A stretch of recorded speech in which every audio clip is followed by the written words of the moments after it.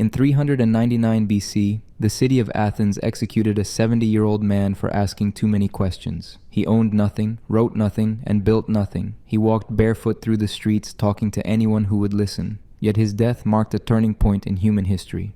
Every philosopher who came after him worked either with his ideas or against them. Every person who has ever stopped to examine their own beliefs is following a path he opened. His name was Socrates. We have no writings from Socrates himself. Not a single word survives in his own hand. Everything we know comes from others, primarily his student Plato. This creates a strange situation.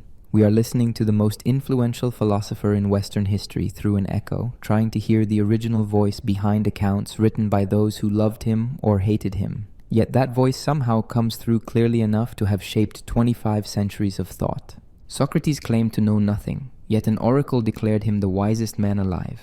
He never held political office, yet his ideas about government influenced every democracy that followed. He never wrote a book, yet libraries contain thousands of volumes analyzing his thought. He taught no formal doctrine, yet he founded a method of inquiry that defines philosophy itself. These paradoxes are not accidents. They reveal something essential about who he was and what he discovered. This is a man who stood motionless for 24 hours, lost in thought, while soldiers slept around him, who saved a famous general's life in battle, then gave him the military honors, who drank poison rather than stop asking questions, who spent his final hours calmly discussing whether the soul is immortal while his friends wept, who told the jury convicting him that they were harming themselves more than him. Every detail seems designed to challenge what we think we know about how human beings should act.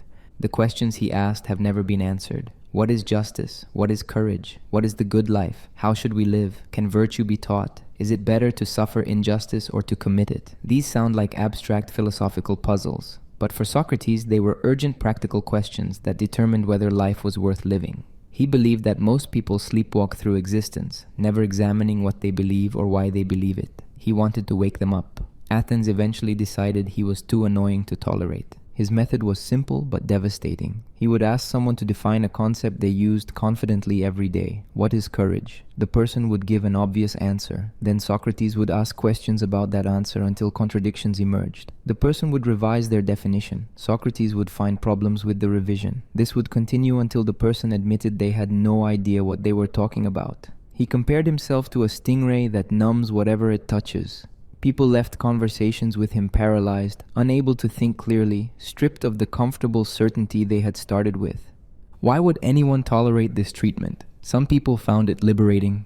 They realized that admitting ignorance was the first step toward real knowledge. They became his students and followers, but others found it humiliating. They had reputations as wise men. Socrates exposed them as frauds in front of their own students. These people accumulated resentment for decades. Eventually, that resentment became a legal charge, corrupting the youth and denying the gods. The penalty was death. Socrates could have escaped. Friends arranged everything. Guards were bribed. Safe passage was guaranteed. He only needed to agree. But he refused. He said that escaping would be unjust, and living unjustly was worse than dying. This was not dramatic rhetoric. He meant it literally. He believed the quality of your soul mattered infinitely more than whether your body survived. He had spent 70 years saying this. Now he had to prove he meant it. In the 5th century before Christ, a man walked through the streets of Athens without shoes. His clothes were worn and dirty. He owned almost nothing. People recognized him immediately by his appearance. He had a flat nose, bulging eyes, and a thick body that reminded observers of a satyr from Greek mythology.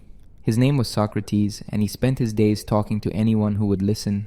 Athens, during this period, was the intellectual center of the Greek world. The city had built the Parthenon. Its fleet controlled the Aegean Sea. Playwrights premiered their tragedies in massive theaters. Sculptors created works that would influence art for millennia. In this city of achievement and beauty, Socrates walked around looking like a beggar. He was born around 470 BC. His father Sophroniscus worked as a stonemason. His mother Phainarete worked as a midwife. Socrates learned stonework from his father in his youth, but he abandoned the craft. He married a woman named Xanthippe. They had 3 sons. Ancient sources describe Xanthippe as difficult and sharp-tongued, though this characterization likely reflects the bias of Socrates' male students rather than historical fact. What remains certain is that Socrates provided little financial support for his family. He refused to charge money for his conversations. Other teachers in Athens, known as sophists, commanded substantial fees for their instruction.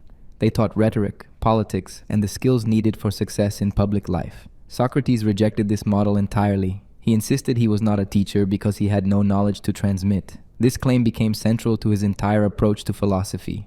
His daily routine followed a consistent pattern. He woke early and went to the agora, the central marketplace of Athens.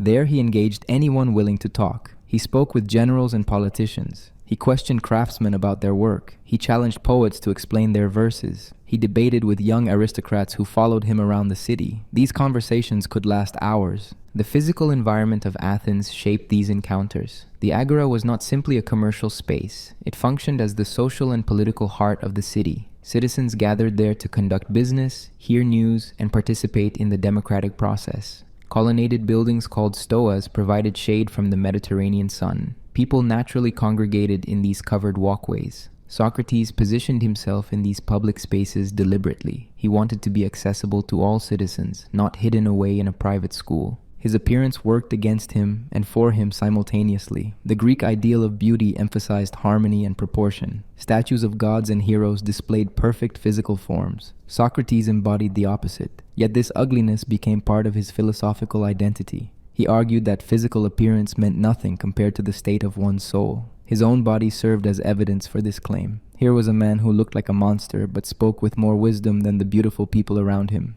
He walked barefoot, not from poverty alone, but from principle. He wanted to demonstrate independence from physical comfort. Other philosophers before him had made similar choices. Pythagoras had established communities with strict rules about diet and possessions.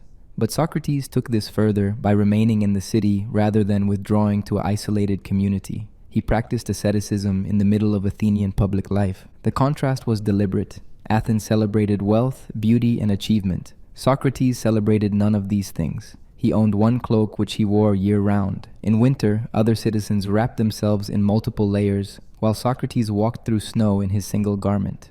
Soldiers who served with him in military campaigns reported that he seemed immune to cold and hardship. This endurance became legendary. His eating habits were simple. He ate only what was necessary. He drank wine at symposia, the drinking parties that formed an essential part of Athenian social life, but ancient sources report he never became drunk. His self-control extended to all physical appetites. This was not torture or self-denial for religious purposes. He simply believed that training oneself to need less led to greater freedom. The choice to own nothing created practical problems. He depended on the generosity of others. Wealthy admirers occasionally provided meals. His wife managed the household with whatever resources she could gather. This arrangement placed burden on his family, and ancient biographers do not hide this fact. Socrates prioritized philosophy over his responsibilities as a husband and father.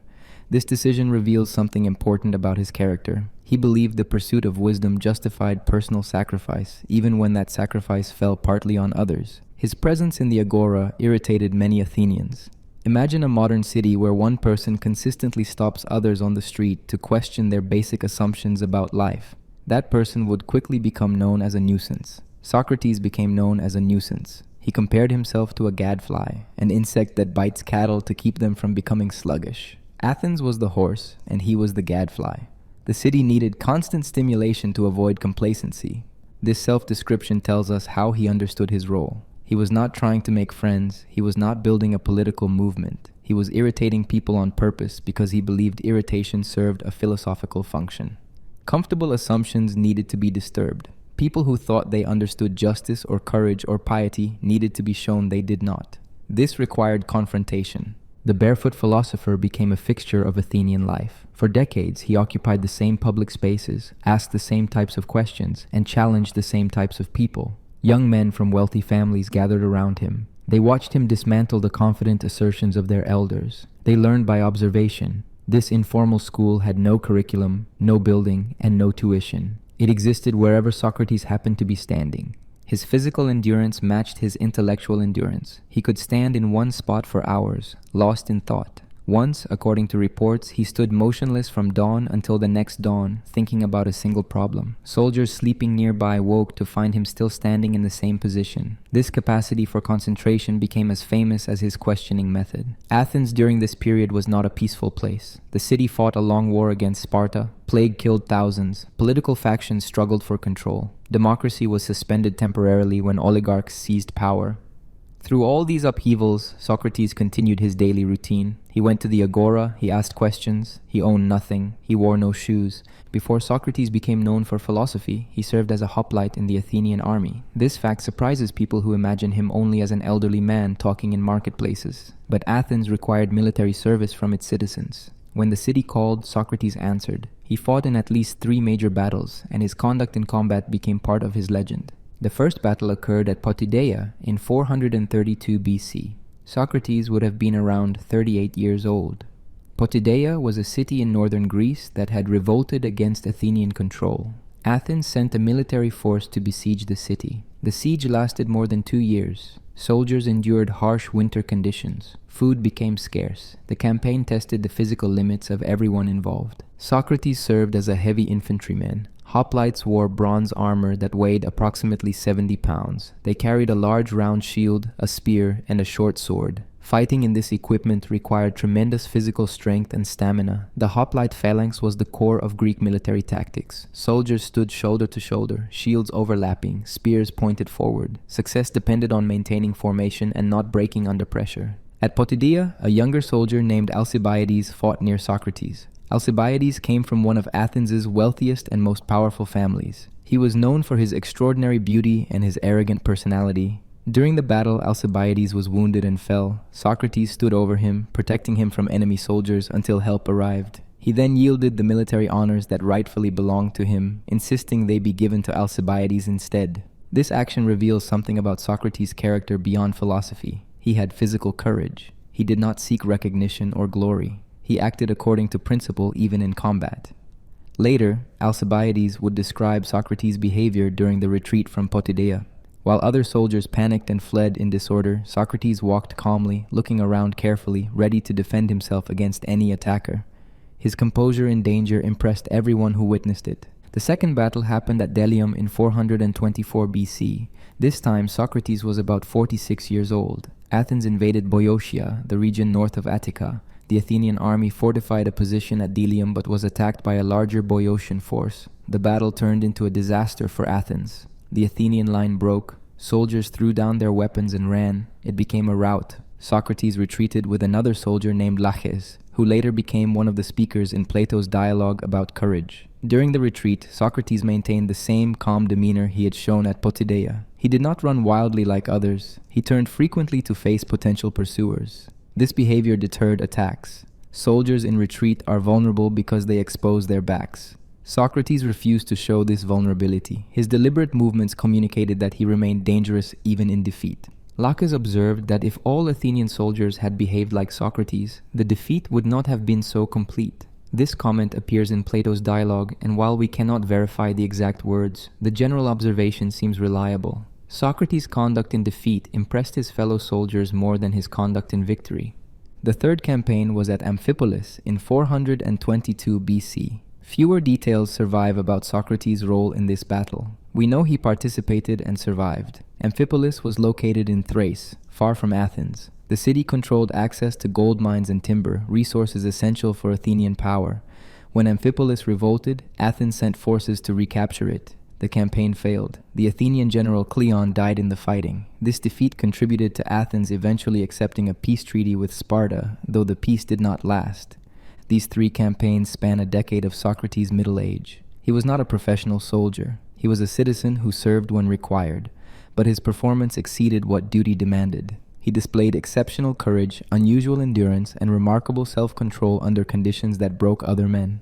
The military experience shaped his philosophy in ways that are not immediately obvious. War strips away pretense. In combat, a person's true character becomes visible. There is no room for posturing or clever rhetoric when survival is at stake. Socrates saw men who talked bravely in Athens act cowardly in battle. He saw others who seemed unremarkable in peacetime display extraordinary courage under pressure. These observations informed his later questions about the nature of virtue. What is courage? This became one of Socrates' persistent questions. Is courage simply the willingness to face danger? Many people face danger foolishly because they do not understand the risk. Is that courage or ignorance? True courage, Socrates argued, must involve knowledge. The courageous person understands danger but faces it anyway for the right reasons. This definition emerged from lived experience, not abstract speculation. The physical hardships of military service also reinforced his beliefs about the body and soul. At Potidæa, during the long winter siege, Socrates wore the same light clothing he wore in Athens. Other soldiers complained about the cold constantly. Socrates seemed not to notice. This was not superhuman endurance. It was the result of training himself to disregard physical discomfort. He had practiced this discipline for years before the campaign. His fellow soldiers found this behavior strange. Greeks valued toughness, but they also valued pleasure and comfort when available. Socrates rejected both extremes. He was not trying to punish his body like an ascetic. He simply refused to let physical sensations control his actions. This attitude, developed and tested in military service, became central to his philosophy. After these campaigns, Socrates never spoke about his military service to glorify himself. We know about these events from others who served with him or who heard the stories. Alcibiades told the story of Potidæa years later at a drinking party. Laches discussed Delium when talking about courage. Socrates himself rarely mentioned these experiences. This silence is significant. Athenian culture celebrated military achievement. Veterans displayed their scars and told battle stories. Public monuments commemorated victories. Families honored their war dead. Socrates participated in none of this. He had proven his courage beyond question, yet he never used this proof to strengthen his philosophical arguments. He did not say, "Listen to me about courage because I saved a man in battle." He questioned others about courage as if he knew nothing. Military service was the duty of citizens. Socrates fulfilled this duty completely, but he did not confuse duty with the good life. Fighting well did not make a person wise. Surviving battles did not teach one how to live correctly. These experiences tested character but did not create it. Character came from somewhere else, from the examined life, from the care of one's soul. The philosopher and the soldier were the same person. Socrates did not become philosophical after his military service ended. He asked questions before Potidæa and after Amphipolis. But the military campaigns confirmed what he already believed. Physical courage was common, moral courage was rare. Standing firm in battle was easier than standing firm against popular opinion. Facing enemy spears was less difficult than facing the truth about oneself. Socrates claimed that a divine sign came to him periodically throughout his life. He called it his daimonion, a Greek word that means something like a divine or spiritual thing. This was not a voice that spoke words. It was not a vision or a dream. It was an internal warning that stopped him from taking certain actions. It never told him what to do. It only told him what not to do. This claim troubled many people in Athens. It sounded strange. It made Socrates seem either delusional or dishonest. How could a man claim divine guidance but remain unable to explain exactly what this guidance was? The daimonion became one of the charges against him at his trial. His accusers said he introduced new divine beings into Athens, corrupting traditional religion with personal spiritual experiences. Understanding the daimonion requires understanding Greek religious culture. Greeks believed in direct interaction between gods and humans. Gods sent omens through bird flights, thunder, dreams, and oracles. People consulted seers who interpreted these signs. Divine intervention in daily life was accepted as real. Socrates' claim was unusual but not entirely outside Greek religious experience. What made it unusual was its personal nature. The Olympian gods communicated with humanity collectively through temples and oracles. The oracle at Delphi spoke to anyone who paid the fee and asked a question. But Socrates' daimonion spoke only to him. It had no temple. It could not be consulted by others. It gave no general guidance for the city. It protected only Socrates from making mistakes. He first became aware of the daimonion in childhood. It came to him as a sudden feeling or intuition that stopped him from acting. He learned to trust this feeling because it proved reliable. When he ignored it, things went badly. When he obeyed it, he avoided trouble. Over decades, this internal warning became a regular part of his experience. The daimonion intervened in both trivial and important matters. Once it stopped him from taking a particular path while walking. He mentioned this to his companions. Some of them ignored the warning and continued on that path. They encountered a herd of pigs coming the opposite direction and got covered in mud.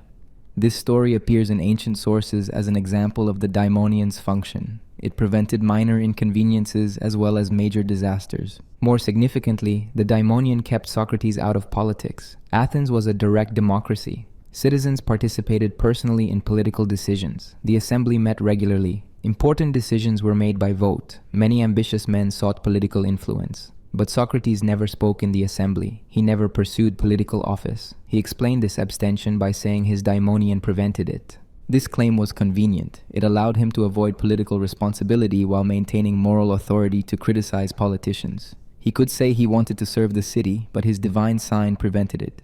This protected him from accusations of cowardice or selfishness. Whether Socrates actually believed this or used it as a convenient excuse is impossible to determine. Ancient sources present it as genuine belief. The daimonion also prevented him from preparing a defense speech before his trial. Normally, defendants in Athenian courts prepared careful speeches written by professional speechwriters. These speeches were designed to win sympathy and secure acquittal. Socrates' friends urged him to prepare. He said his daimonion gave no warning against going to trial unprepared. He interpreted this silence as permission to proceed without conventional preparation. This decision contributed to his conviction. The nature of the daimonion is difficult to analyze. Modern interpretations vary widely. Some scholars suggest it was intuition or unconscious processing of information. The human brain detects patterns and dangers below conscious awareness. What Socrates called divine warning might have been this unconscious knowledge surfacing as feeling rather than thought. This explanation naturalizes the phenomenon without requiring supernatural intervention. Others argue the daimonion was genuine religious experience. Socrates lived in a culture where divine communication was expected. His piety was noted by everyone who knew him. He participated in religious festivals. He made sacrifices. He respected the gods. The daimonion fit into this framework of piety. It was personal revelation, but personal revelation was not unknown in Greek religion. A third interpretation suggests the daimonion was a literary device created by Plato to make Socrates seem special. This view holds that the historical Socrates did not actually claim divine guidance. Plato invented or exaggerated this element to elevate his teacher above ordinary philosophers. This interpretation faces the problem that sources independent of Plato, including Xenophon, also mention the daimonion. It appears to be a genuine part of Socrates' self-presentation. What the daimonion never did is as important as what it did. It never commanded positive action. It never told Socrates to do something. It only prevented him from doing things. This negative character is crucial. Socrates did not claim divine authority for his philosophical method. He did not say the gods commanded him to question people. He said only that the gods prevented him from certain specific actions, particularly entering politics. This limitation kept the daimonion from becoming a tool for manipulation. Socrates could not use it to justify any behavior he chose. He could only use it to explain why he avoided certain behaviors. This made the claim more credible. If he had said the gods told him what to say in every conversation, people would have dismissed him as a fraud. By claiming only occasional negative warnings, he kept the phenomenon within plausible bounds. The daimonion also never came during philosophical conversations. It did not guide his questions. It did not prevent him from talking to specific people. His method remained entirely human. He questioned people using reason and logic. He accepted or rejected answers based on whether they contained contradictions. The daimonion played no role in this process. This separation between divine warning and philosophical practice was deliberate. At his trial, the daimonion became evidence of impiety. The prosecutors argued that claiming private divine communication undermined traditional religion. Athens worshipped the Olympian gods collectively. Individual citizens participated in public festivals and rituals. Private revelation suggested the individual had access to divine knowledge outside communal structures. This was dangerous because it could justify any action by claiming divine sanction. Socrates tried to explain that his daimonion was different. It prevented rather than commanded. It protected him from error rather than telling him what truth was. It had no theological content. It made no claims about the nature of the gods. It was simply a warning sign, like a feeling of unease before danger.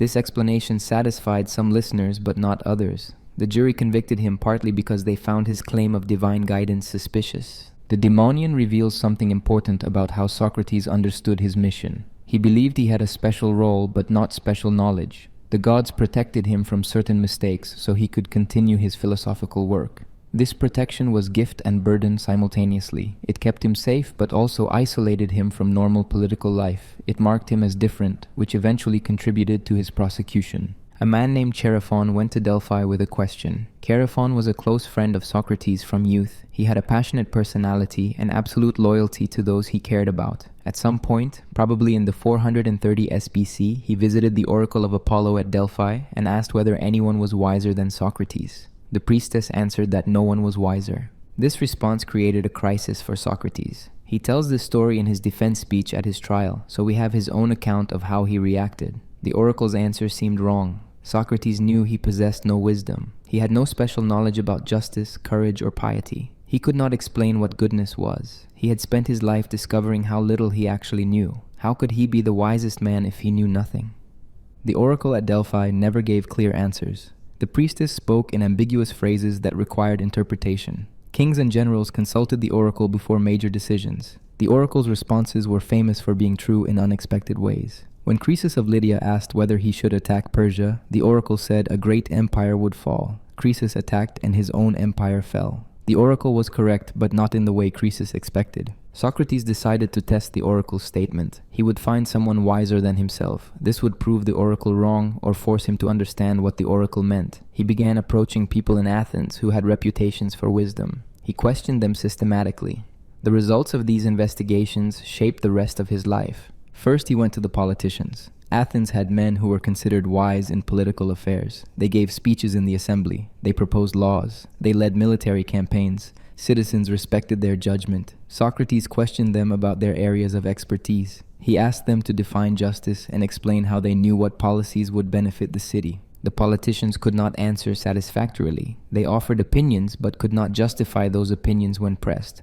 They contradicted themselves without noticing. They used words without understanding what the words meant. Socrates concluded that politicians had no real wisdom. They appeared wise because they spoke confidently and others believed them. But their confidence was unjustified. They did not actually know what they claimed to know. This discovery had an important effect. The politicians resented being questioned. They had built their reputations on appearing wise. When Socrates exposed their ignorance, he humiliated them publicly. Young men who witnessed these conversations laughed at their elders. The politicians did not forgive this humiliation. They became enemies of Socrates. Years later, some of them would support his prosecution. Next, Socrates questioned the poets. Greek culture honored poets as sources of wisdom. Homer had taught Greeks about gods, heroes, and virtue for centuries. Tragic poets like Sophocles and Euripides explored profound moral questions in their plays. Surely poets possessed wisdom that Socrates lacked. He questioned them about their work. He asked them to explain what their poems meant and how they knew their verses contained truth. The poets gave disappointing answers. They could not explain their own work coherently. When pressed to define the ideas in their poetry, they became confused. They admitted they created their verses through inspiration rather than knowledge. The muses breathed ideas into them. They wrote beautifully, but did not understand what they wrote. They were like oracles who spoke truth without comprehending it. This discovery troubled Socrates more than the politicians' ignorance. If poets did not understand their own wisdom, then wisdom was not what people thought it was. Creating beautiful art did not require understanding. Inspiration was not knowledge. People praised poets for wisdom they did not actually possess. The poets resented Socrates' questions as much as the politicians had. Finally, Socrates questioned craftsmen. These were men who made things: carpenters, blacksmiths, shoemakers, builders. They had real knowledge about their crafts. A carpenter knew how to join wood. A blacksmith knew how to forge bronze. Their knowledge was demonstrable. They could prove they knew what they claimed to know by producing actual objects. Here, Socrates thought, was genuine wisdom. The craftsmen did possess knowledge about their specific skills. A shoemaker genuinely knew how to make shoes, but the craftsmen made a crucial error. Because they knew their crafts well, they believed they also knew about other things. A carpenter who made fine furniture thought he understood justice. A blacksmith who forged excellent weapons thought he understood courage. They confused technical skill with wisdom about how to live. This error was worse than simple ignorance. The politicians and poets were ignorant, but at least some of them suspected they lacked knowledge. The craftsmen were confident in their ignorance. Their real skill in one area made them overconfident about everything else. They could not be taught because they believed they already knew. After questioning all these groups, Socrates reached a conclusion. The oracle was correct in a specific sense. Socrates was wisest not because he knew more than others, but because he alone recognized his ignorance. Everyone else was ignorant, but believed they were wise. Socrates was ignorant, but knew he was ignorant. This recognition made him marginally wiser than others. This conclusion became the foundation of his philosophical method. True wisdom begins with recognizing what one does not know. People cannot learn if they believe they already know. The first step toward knowledge is admitting ignorance. Most people skip this step. They proceed from ignorance directly to confident assertion without ever passing through the recognition of their ignorance. The oracle's answer also gave Socrates a mission. If he was wisest because he recognized ignorance, then helping others recognize their ignorance served the god Apollo. By questioning people and exposing their false claims to knowledge, he was doing religious work. This interpretation justified his daily practice of interrogating Athenians. He was not being annoying for personal amusement. He was serving the god by revealing truth. This mission had costs. Every person he questioned and refuted became a potential enemy. He made hundreds of enemies over decades. He became known as someone who made others look foolish. Parents blamed him when their sons questioned traditional beliefs. Politicians blamed him when citizens doubted their policies. Religious authorities blamed him when young people challenged conventional piety. All this resentment accumulated. But Socrates believed the oracle had given him work that could not be refused. A god had spoken. A religious duty existed. He had to continue questioning people regardless of consequences. This belief sustained him through years of social disapproval. It also contributed to his conviction at trial. The jury saw a man who seemed arrogant, who claimed divine sanction for annoying behavior, who refused to show appropriate deference to his betters. The paradox of the oracle remained central to everything Socrates did. He was wisest because he knew he was not wise. Knowledge began with ignorance. Understanding started with confusion. Wisdom required admitting foolishness. These ideas sound simple, almost like wordplay, but they represented a revolution in how Greeks thought about knowledge and learning. Before Socrates, wisdom meant having answers. After Socrates, wisdom began with questions. Socrates developed a specific method for exposing false beliefs. Later philosophers called this method the elenchus, a Greek word meaning examination or refutation. The method worked through question and answer. Socrates would ask someone to define a concept. Then he would ask questions about that definition until contradictions appeared. The person would realize their original definition was inadequate. The process revealed ignorance by showing that beliefs contained hidden contradictions. The method followed a consistent pattern. First, Socrates would ask for a definition. What is courage? What is piety? What is justice? The person would offer an answer based on common understanding. Courage is standing firm in battle. Piety is doing what the gods want. Justice is giving each person what they deserve. These answers seemed reasonable on the surface. Second, Socrates would accept the definition provisionally and begin asking questions about it. He would not reject the definition immediately. He would explore its implications. If courage is standing firm in battle, is the person who stands firm out of ignorance courageous? If piety is doing what the gods want, but gods want different things, which god should we obey?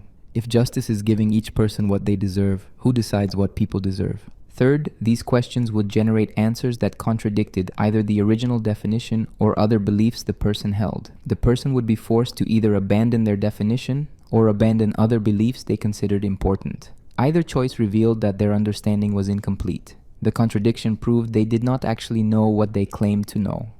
Fourth, Socrates would sometimes suggest a new definition, but often he would simply leave the person in a state of confusion called aporia. Aporia means being without a path, being stuck. The person entered the conversation confident they understood courage or justice. They left the conversation uncertain and confused. This confusion was the goal. Only by recognizing ignorance could someone begin seeking real knowledge. The method appears simple when described abstractly. Its power becomes clear through specific examples. Consider a conversation about courage. Socrates asks Laches, a respected Athenian general, to define courage. Laches answers that courage is remaining at one's post in battle and not running away. This seems like a good definition. Laches has personal experience with courage. He has fought in many battles. Socrates then asks whether the Spartans showed courage at the Battle of Plataea. Laches agrees they did. Socrates points out that the Spartans retreated during that battle, pretending to flee in order to draw the enemy out of position. Then they turned and attacked. This tactic worked. The Spartans won. But according to Laches' definition, the Spartans were not courageous because they did not remain at their post. They ran away. Laches recognizes the problem. His definition is too narrow.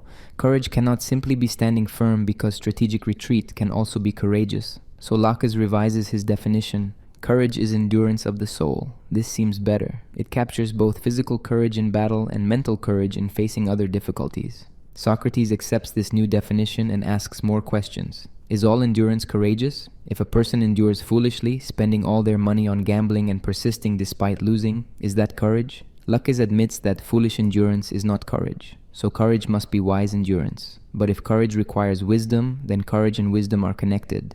The person who acts courageously must know something. They must understand why endurance is good in this situation. This moves the question from what courage is to what knowledge the courageous person possesses. The conversation continues, becoming more complex. Each answer generates new questions. Eventually, Lacus admits he does not know what courage is. He thought he knew. He has lived courageously. He has commanded soldiers in battle. But he cannot explain what courage actually is. Socrates has revealed that Lacus lacks knowledge about something central to his entire life. This pattern repeats with different people and different concepts. The details change, but the structure remains consistent. Someone claims to know what X is. Socrates asks questions. Contradictions emerge. The person admits ignorance. The method works because it uses the person's own beliefs to refute themselves.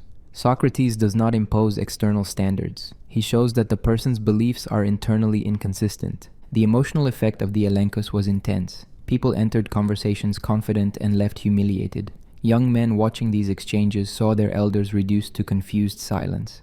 The experience was compared to being stung by a stingray, a fish that numbs and paralyzes whatever it touches. The person's mind became paralyzed. They could not think clearly. Their confidence dissolved. Some people responded to this experience with gratitude. They recognized that Socrates had freed them from false belief. Better to know you are ignorant than to falsely believe you are wise. These people became followers or friends. They sought out Socrates repeatedly, willing to endure the discomfort of the elenchus because they valued the truth it revealed. Others responded with anger. They felt tricked or manipulated. They accused Socrates of arguing in bad faith, of using clever wordplay to confuse honest people. They claimed he asked questions he already knew the answers to, leading people into traps. They saw the elenchus as a form of intellectual violence, tearing down beliefs without building anything to replace them. Both responses contained truth. The elenchus was destructive. It demolished confidence and exposed ignorance. Socrates rarely offered positive teaching after refuting someone. He left people in aporia, confused and uncertain. This was intentional. He believed destruction of false belief was valuable in itself. Confusion was better than false confidence. Not knowing was better than thinking you know when you do not. The method also revealed Socrates' assumptions about knowledge. He believed real knowledge was unified. If you truly know what courage is, you can define it clearly and your definition will not contradict your other beliefs. Contradictions prove that at least one belief is false. By exposing contradictions, the elenchus identifies false beliefs even when it cannot identify true ones. This assumption about unity has been questioned by later philosophers. Perhaps human knowledge is fragmentary. Perhaps we can act courageously without being able to define courage. Perhaps practical wisdom is different from theoretical knowledge. Socrates rejected these possibilities. For him, genuine knowledge required the ability to give an account, to explain and defend your beliefs with reason. The elenchus also assumed that people have beliefs they are not fully aware of. When Socrates asked questions, he brought hidden beliefs to the surface. The contradictions were always there, but people did not notice them until questioned. This idea influenced psychology centuries later. The notion that we hold unconscious beliefs that influence our conscious thoughts traces back to Socrates' practice. The method had limitations. It worked best with ethical concepts that people already had opinions about. Everyone thinks they understand courage or justice because everyone uses these words. But the elenchus struggled with technical subjects. You cannot use this method to teach mathematics or medicine. The person needs some initial beliefs to examine. With completely unfamiliar subjects, there is nothing to refute. The elenchus also depended on the person's willingness to answer honestly. If someone gave insincere answers just to escape the conversation, the method failed.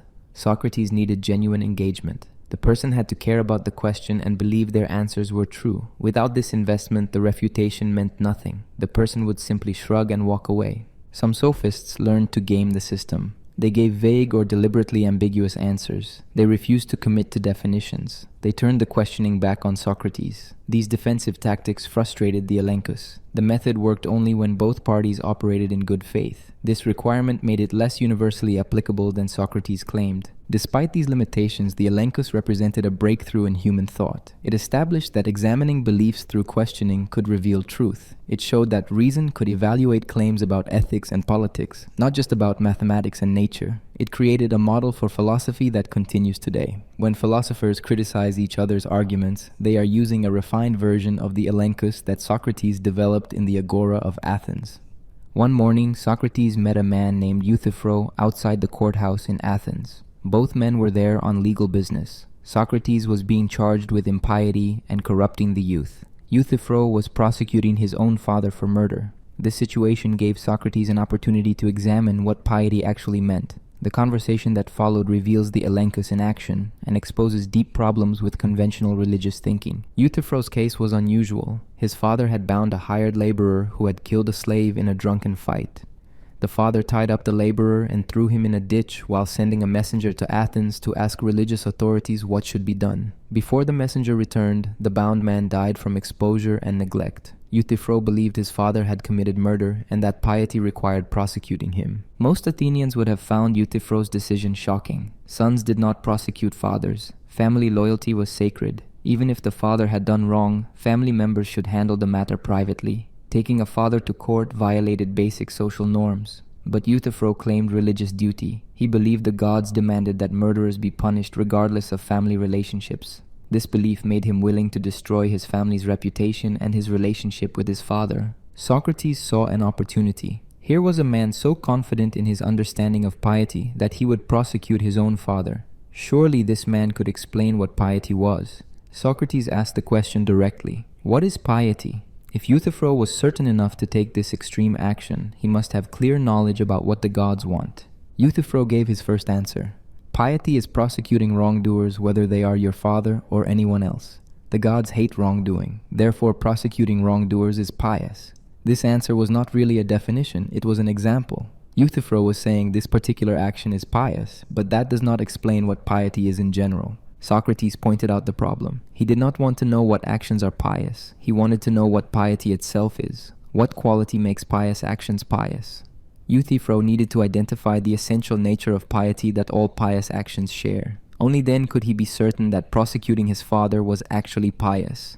Euthyphro tried again. Piety is what is pleasing to the gods. This seemed like a better definition. It provided a general criterion. To determine if an action is pious, ask whether the gods are pleased by it. If yes, the action is pious. If no, it is impious. This definition appeared to solve the problem. Socrates then asked about disagreements among the gods. Greek mythology was full of stories about gods fighting each other, supporting different sides in wars, having different favorites among humans. Zeus often disagreed with Hera. Athena and Poseidon competed for Athens' patronage. If different gods are pleased by different things, then the same action could be both pious and impious simultaneously. It would be pious because it pleases Zeus, but impious because it angers Hera. Euthyphro recognized this problem. He modified his definition. Piety is what all the gods agree is pleasing. This fixed the contradiction. An action is pious only if every god approves of it. This required unanimous divine approval. If even one god objects, the action is not pious. Socrates accepted this definition provisionally and asked the crucial question. Is an action pious because the gods approve of it, or do the gods approve of it because it is pious?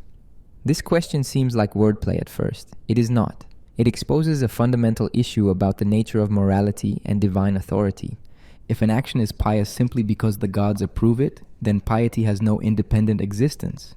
The gods could make anything pious by approving it. If all the gods decided tomorrow that murder was good, murder would become pious. Morality would be arbitrary, depending entirely on divine whim. There would be no standard for goodness except whatever the gods happen to prefer. If instead the gods approve certain actions because those actions are inherently pious, then piety exists independently of the gods' approval. The gods recognize piety but do not create it. Something makes actions pious before and apart from divine approval. The gods are like expert judges who identify piety, but they are not its source. This view makes the gods subject to moral standards they did not create. Euthyphro struggled with this question. Both options seemed problematic. If piety is just divine approval, it seems arbitrary. If piety is independent of divine approval, the gods seem less powerful, less central to morality. Euthyphro had started the conversation confident in his knowledge. He was willing to prosecute his father based on his certainty about what the gods wanted. Now he could not explain what piety was. Socrates pressed further. Suppose we accept that piety is what all the gods love. This still does not tell us what piety is. It tells us an effect or consequence of piety. The gods loving something is like people valuing something. We value gold, but being valued by us is not what makes gold be gold. Gold has properties that cause us to value it. Similarly, pious actions must have some property that causes the gods to love them. What is that property? Euthyphro tried other definitions. Piety is the part of justice that concerns relations between humans and gods. This seemed promising. Justice is a broader concept that includes giving each being what they deserve. Piety is specifically about what we owe to gods, but Socrates asked what we actually give to gods. Do gods need anything from us? They are immortal and self-sufficient. They lack nothing. Perhaps humans give honor to gods. We perform sacrifices and say prayers to honor them. But why do gods want honor from humans? Do they benefit from it? If gods are perfect, human honor adds nothing to them. If they demand honor despite not benefiting from it, they seem petty, like humans who need constant praise. This makes gods seem less divine, not more. Euthyphro grew frustrated. Every definition he offered fell apart under examination. Socrates kept revealing problems, contradictions, and unclear assumptions. The conversation went in circles. Euthyphro would offer a definition. Socrates would ask questions. Contradictions would appear. Euthyphro would try a new definition. The pattern repeated. Finally, Euthyphro gave up. He said he needed to leave. He had business to attend to. He could not continue the conversation. This escape was transparent. Euthyphro was fleeing because the questioning had become unbearable. He entered the conversation certain of his position. He was prosecuting his father based on religious conviction. Now he could not even explain what piety meant. The Elenchus had destroyed his confidence. Socrates expressed disappointment. He had hoped Euthyphro could teach him about piety. Socrates was facing trial for impiety. If he could learn what piety was from Euthyphro, he could defend himself successfully. But Euthyphro left before providing this knowledge. The irony was deliberate. Socrates was being tried for impiety by people who, like Euthyphro, could not actually explain what piety was. The conversation revealed several important points. First, conventional religious belief rests on unclear foundations. People perform religious actions and make religious judgments without understanding what religion requires. They follow tradition and custom without examining whether those traditions make sense. Euthyphro represented conventional religiosity taken to its logical conclusion. He was so pious he would destroy his family, yet he could not define piety. Second, the question about whether gods approve actions because they are good or whether actions are good because gods approve them has never been satisfactorily answered. This dilemma, later called the Euthyphro problem, troubles religious philosophy to this day. It forces a choice between arbitrary divine command and standards independent of divine will. Neither option is comfortable for traditional religious believers. Third, the conversation shows how the Elenchus works in practice. Socrates did not lecture Euthyphro. He asked questions. He accepted Euthyphro's answers and explored their implications. He let contradictions emerge naturally from Euthyphro's own beliefs. The refutation came from within, not from external criticism. This made the Elenchus more powerful than direct argument would have been. Fourth, the dialogue illustrates why Socrates made enemies. Euthyphro entered the conversation as a confident religious expert. He left confused and humiliated. If this happened once, Euthyphro might laugh it off, but Socrates did this to people daily for decades. The accumulated resentment from hundreds of similar conversations eventually led to his prosecution. The trial Socrates was attending when he met Euthyphro was the direct result of many previous conversations like this one. The Euthyphro dialogue ends in aporia. Neither Socrates nor Euthyphro knows what piety is. The reader finishes the dialogue without an answer. This frustrated ancient readers and frustrates modern readers. We want to know what piety actually is. Socrates seems to promise answers but delivers only questions. This refusal to provide positive teaching was characteristic. Socrates believed the questions were more valuable than any answers he could give. Athens in the 5th century BC attracted teachers from across the Greek world. These men called themselves sophists, a word related to wisdom. They offered to teach young men the skills needed for success in Athenian democracy. They charged substantial fees for their instruction. Some became wealthy. Their presence in Athens created controversy and helped define what Socrates stood against. The sophists taught primarily rhetoric, the art of persuasive speaking. Athenian democracy required citizens to speak effectively. The assembly made decisions through debate and voting. Law courts operated without professional lawyers. Citizens prosecuted and defended themselves. Anyone who could speak persuasively had significant advantages. The sophists claimed they could teach this skill. Protagoras was among the most famous sophists. He came from Abdera in northern Greece. He taught in Athens for many years. He charged extremely high fees, claiming his teaching was worth the cost. He made an unusual offer to students. If a student felt they had not benefited from his teaching, they could pay whatever they thought the instruction was worth. This seemed generous, but it also implied his teaching was so valuable that students would voluntarily pay the full price. Protagoras taught that man is the measure of all things. This statement meant that truth is relative to the observer. What seems true to you is true for you. What seems true to me is true for me. There is no absolute truth independent of human judgment. This relativism had practical implications. It meant that in any dispute, both sides could be right from their own perspectives. The goal was not to find truth, but to persuade others to accept your perspective. Gorgias came from Sicily. He was known for spectacular rhetorical displays. He would offer to speak on any subject the audience chose. His speeches featured elaborate linguistic devices, parallel structures, and poetic language. He wrote a treatise arguing that nothing exists, and even if something existed, we could not know it, and even if we could know it, we could not communicate it to others. This extreme skepticism was partly serious philosophy and partly rhetorical showmanship. Hippias came from Elis. He claimed expertise in every subject. He could speak about mathematics, astronomy, grammar, poetry, history, and ethics. He boasted that everything he wore he had made himself, including his ring, his shoes, and his clothes. This display of polymathy impressed some people and seemed ridiculous to others. He charged high fees and became wealthy through teaching. Prodicus specialized in precise linguistic distinctions. He would explain the subtle differences between similar words. Pleasure differs from joy, fear differs from terror. This skill had practical value in legal and political debates where precise language mattered, but it could also seem like hair-splitting, focusing on trivial differences while missing important substance. The sophists shared certain characteristics. They were foreigners in Athens, not citizens. They moved from city to city teaching wherever demand existed. They charged money, sometimes substantial amounts. They claimed to teach virtue or excellence, which in Greek culture meant the qualities needed for success in public life. They focused on practical skills rather than theoretical knowledge. Their teaching methods centered on model speeches and practice exercises. A student would learn by memorizing examples and imitating them. The sophist would demonstrate effective techniques. The student would try to reproduce those techniques in their own speeches. This was craft education, similar to how a carpenter teaches by showing apprentices how to join wood.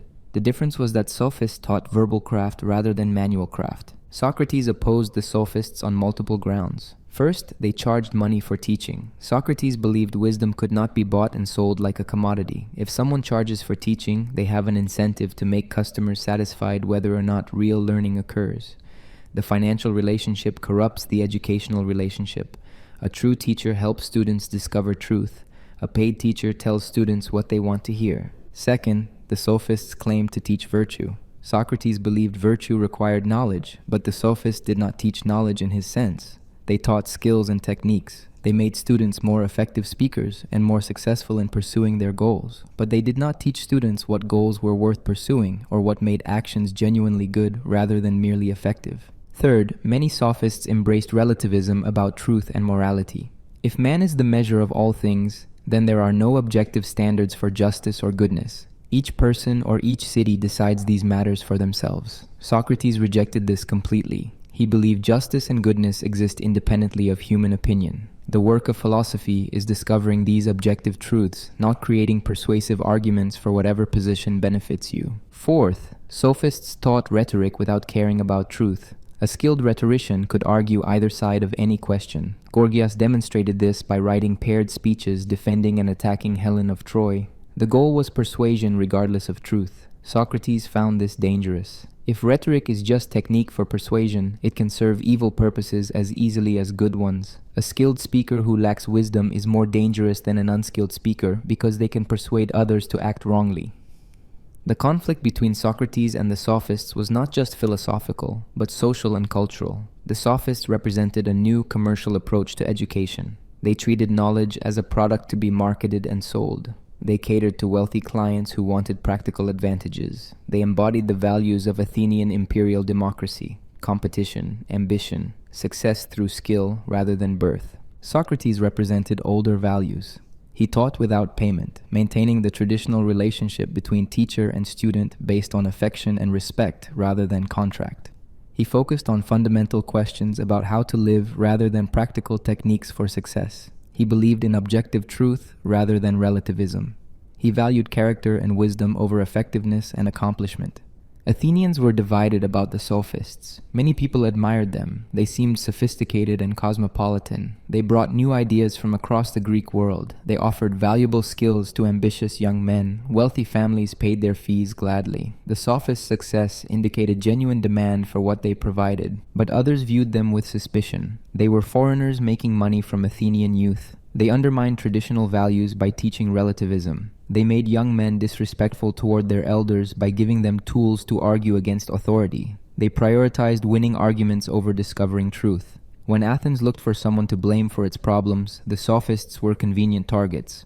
Socrates got caught in this suspicion despite not being a sophist. To many Athenians, he looked like a sophist. He spent his time talking to young men. He questioned traditional beliefs. His students became skilled at argument. The fact that he did not charge money seemed like a minor detail compared to these similarities. The comic poet Aristophanes portrayed Socrates as running a thinking shop, where he taught students to make the weaker argument defeat the stronger, exactly what sophists were accused of doing. This confusion between Socrates and the sophists contributed to his prosecution. When the indictment accused him of corrupting youth, many jurors probably thought of sophistic teaching. They believed he was teaching young men to disrespect traditional morality and religion through clever argument. The fact that Socrates opposed the sophists philosophically did not matter politically. He was associated with them in the public imagination. The sophists represented the dark side of Athenian democracy's success. As Athens became wealthy and powerful, a market emerged for services that would have been unthinkable in earlier generations. Education became a commodity. Knowledge became a tool for personal advancement. Traditional relationships based on honor and obligation gave way to commercial relationships based on payment and contract. This transformation troubled many Athenians who felt their city was losing its character. Socrates stood against this trend but was swept up in the reaction against it. He shared the sophists' interest in philosophical questions and their practice of public debate, but he rejected their methods, their values, and their goals. This distinction was clear to philosophers. It was not clear to ordinary Athenians watching young men argue with their elders in the marketplace. The association damaged Socrates irreparably. The question of whether virtue can be taught was one of the central debates in Athenian intellectual life. The sophists claimed they could teach it for a fee. Socrates questioned whether anyone could teach it at all. The answer depended on what virtue was and what knowledge meant. This debate touched on fundamental issues about human nature, education, and the possibility of ethical expertise. The word translated as virtue is arete in Greek. It does not mean exactly what virtue means in English. Arete means excellence or the quality of fulfilling one's function well. A knife has arete when it cuts effectively. A horse has arete when it runs fast and obeys its rider. A human being has arete when they fulfill their human function excellently. But what is the human function? This question made defining human virtue complex. For most Athenians, human arete meant the qualities needed for success in civic life. A man with arete could speak persuasively in the assembly. He could command troops effectively. He could manage his household and increase his wealth. He could form useful alliances and defeat his enemies. This conception of virtue was practical and competitive. It focused on effectiveness rather than moral character in the modern sense. The sophists claimed they could teach this kind of virtue. They said excellence in public life involved learnable skills. Rhetoric could be taught. Political strategy could be taught. Personal presentation could be taught. A young man from a good family who studied with sophists would become more successful than one who did not. The evidence supported this claim. Sophist students often did become influential in Athens. But Socrates identified a problem. If virtue can be taught like any other skill, we should be able to identify teachers of virtue and their successful students. In other crafts, this pattern is clear. Good carpenters train apprentices who become good carpenters. Good doctors train students who become good doctors. But good men do not reliably produce good sons. The most virtuous Athenians often had disappointing children. Socrates used Pericles as an example. Pericles was the most respected statesman of his generation. He led Athens for decades. Everyone admired his wisdom and virtue, but his sons showed no exceptional virtue. Pericles could not transmit his excellence to them despite living with them and wanting them to succeed. If virtue can be taught, why did Pericles fail to teach it to his own sons? The sophists had an answer. Virtue requires more than just proximity to a virtuous person. It requires systematic instruction using proper methods. A son might live with a father without actually learning from him. The sophists claimed they could teach virtue because they had developed effective pedagogical techniques.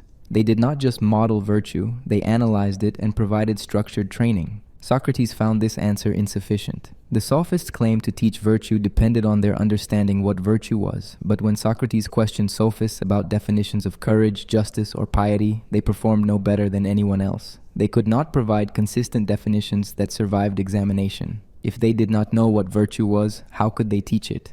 This challenge went to the heart of sophistic education. The sophists taught techniques for success. But success is not the same as virtue. A person can be effective without being good.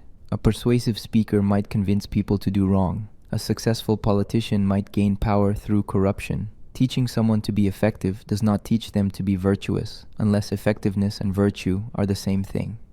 Socrates believed virtue required knowledge of the good. A person with genuine virtue knows what is good and acts accordingly. This knowledge is not just opinion or belief. It is stable, justified understanding that can be explained and defended. Without this knowledge, a person might act virtuously by accident or habit, but they do not possess virtue in the true sense. If virtue requires knowledge, can this knowledge be taught? Socrates was uncertain. He noted that all teaching involves leading someone to knowledge they did not previously have. But how can one person give knowledge to another? Knowledge is not a physical object that can be transferred. The teacher cannot simply pour information into the student's mind. The student must somehow acquire knowledge for themselves. Socrates compared teaching to the work of a midwife. His mother had been a midwife who helped women give birth. Socrates said he practiced spiritual midwifery. He helped people give birth to ideas that were already within them. The teacher does not implant knowledge. The teacher helps the student discover knowledge they already possessed but had not recognized. This model implied that learning virtue involves recognition rather than acquisition. This theory raised new questions. If knowledge is already within us, why do we need teachers at all? And if knowledge must be discovered by each person individually, how can anyone teach anyone else? Socrates never fully resolved these tensions. He insisted that virtue required knowledge, but remained uncertain whether and how that knowledge could be transmitted from teacher to student. The debate had practical implications. If virtue cannot be taught, then sophists who claim to teach it are frauds. They take money for something impossible. Their students might learn rhetorical tricks, but they will not become genuinely virtuous. On the other hand, if virtue can be taught, then education becomes crucial for society. The city needs to identify and support true teachers of virtue while exposing false ones.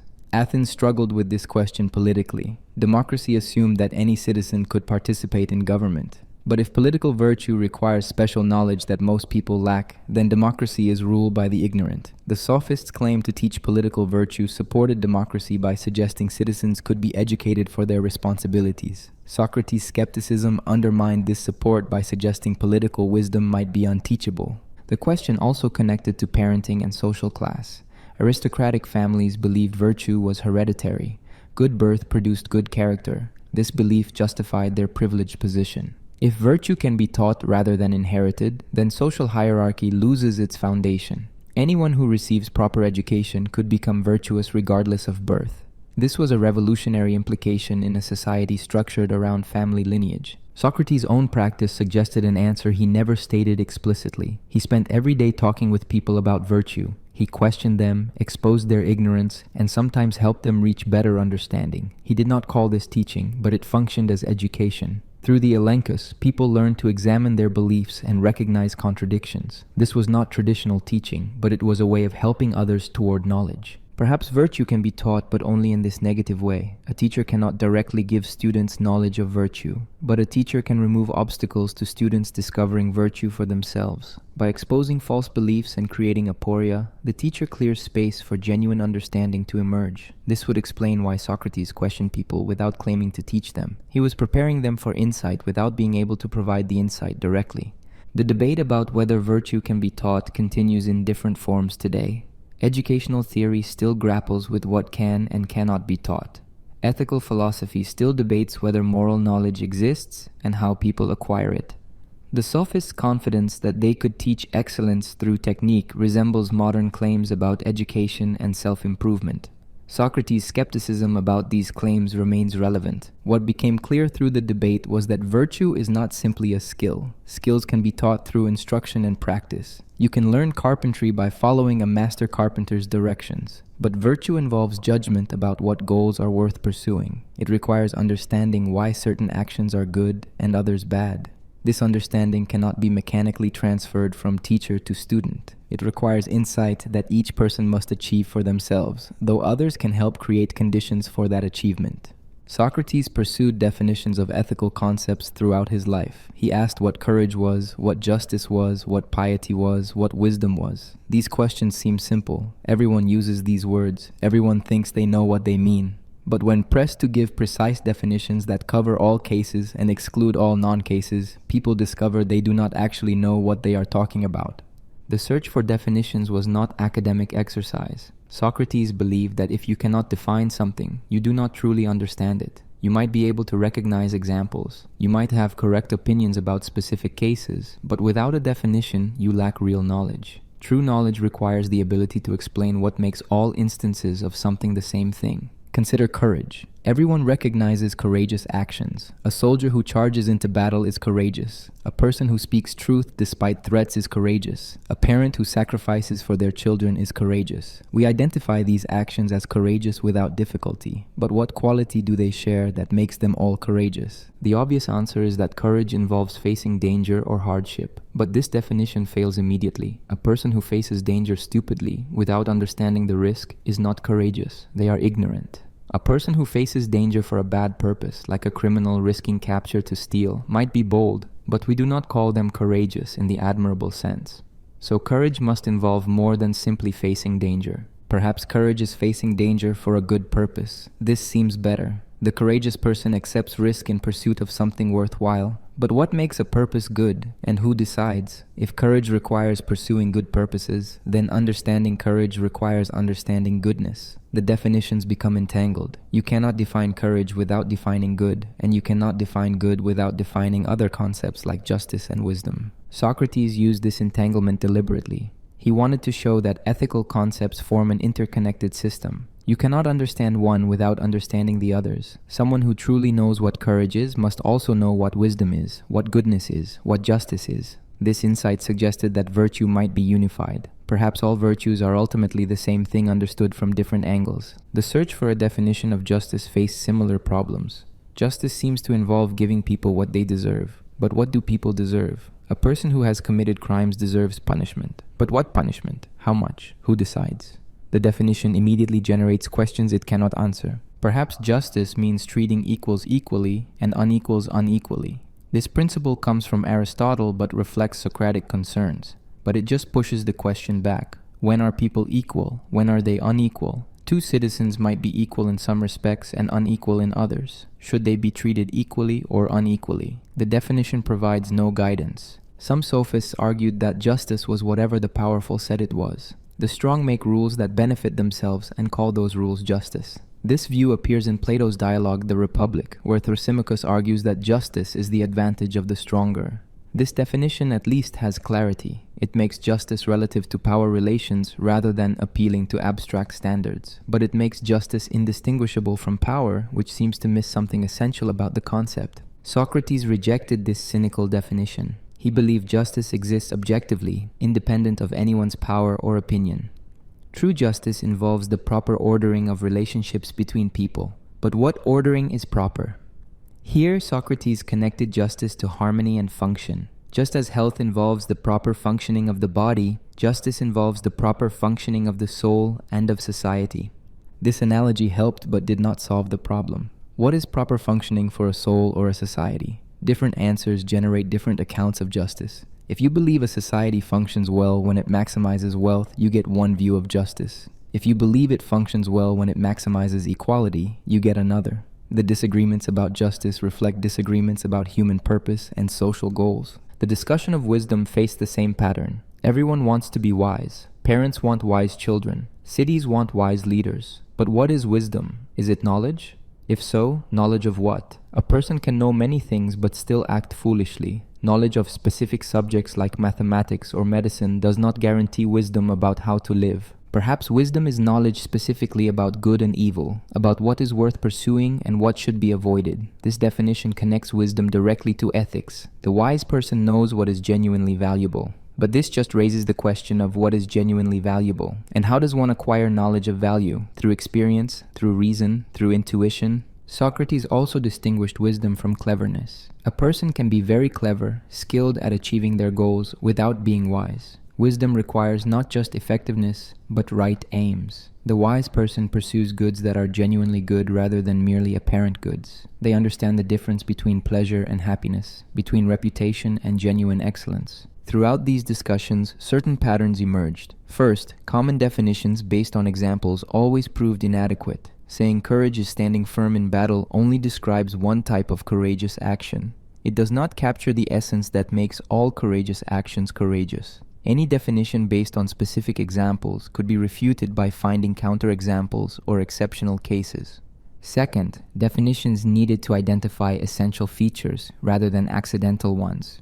Being performed by brave people is not what makes actions courageous. That is circular. The actions are courageous first, and that is why we call the people brave. The definition must identify what makes the actions themselves courageous, independent of who performs them. Third, adequate definitions had to be consistent with other beliefs about related concepts. A definition of justice that contradicted beliefs about wisdom or goodness created problems.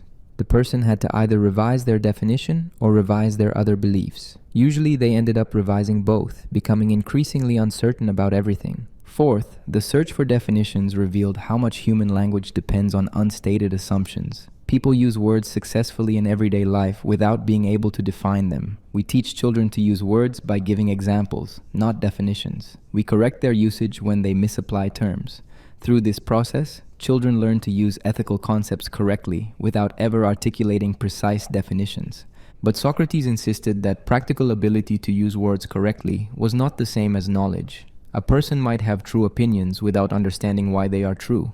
True opinion is valuable and useful. If you have true opinion about how to reach Athens from Sparta, you will arrive successfully. But knowledge involves understanding why the route is correct. Knowledge can be explained, defended, and taught systematically. True opinion cannot.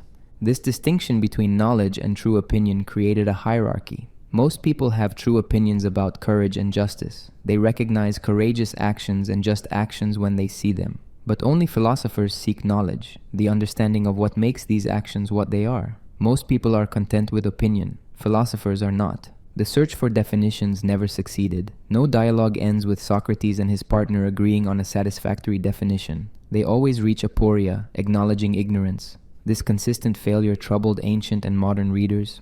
What is the point of asking questions that cannot be answered?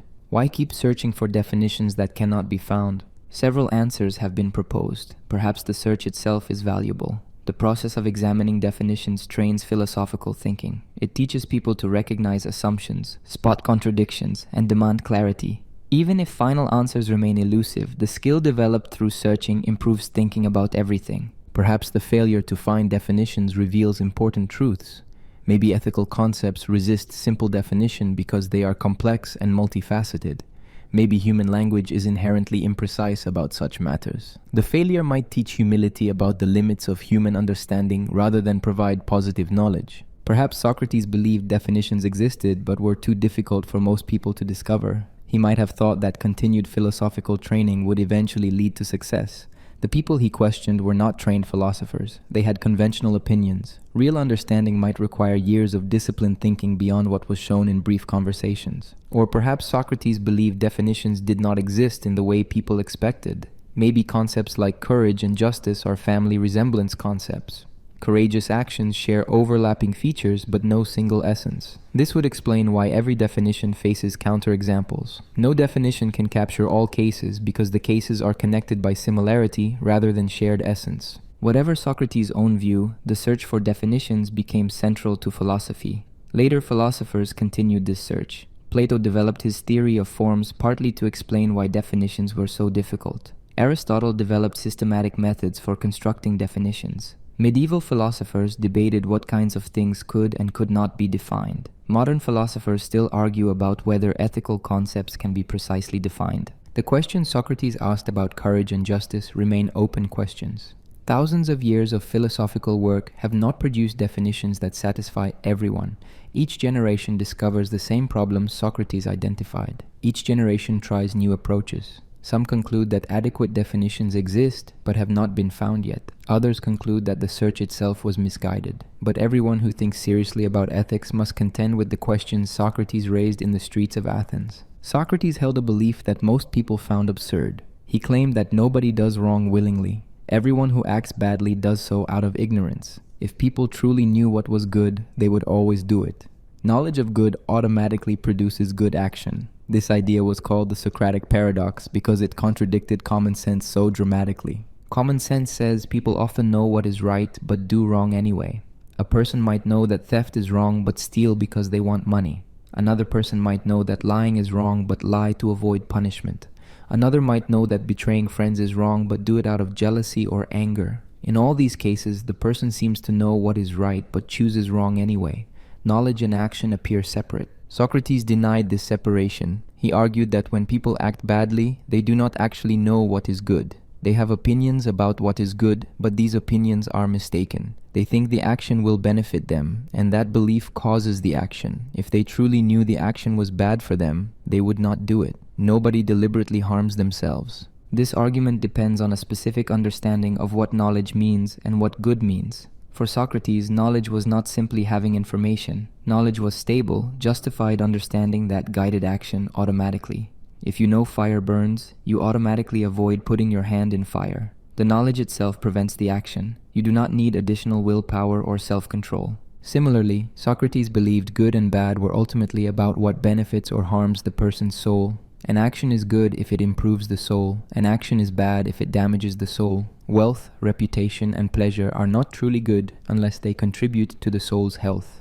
If they damage the soul, they are bad even if they seem desirable. When a person steals, they think stealing will benefit them. They want the money or object they take. They believe having it will make them better off. According to Socrates, this belief is ignorant. Stealing damages the soul even if it gains external goods. The thief does not understand this truth. If they did, they would recognize that stealing harms them more than poverty does. Their ignorance causes their wrong action. This explanation makes wrong action a kind of mistake. People who act badly are like people who take poison thinking it is medicine. They are not evil. They are confused. They have false beliefs about what will benefit them. Education and philosophy can correct these false beliefs. Once corrected, the person will naturally act rightly because they will understand where their genuine interest lies.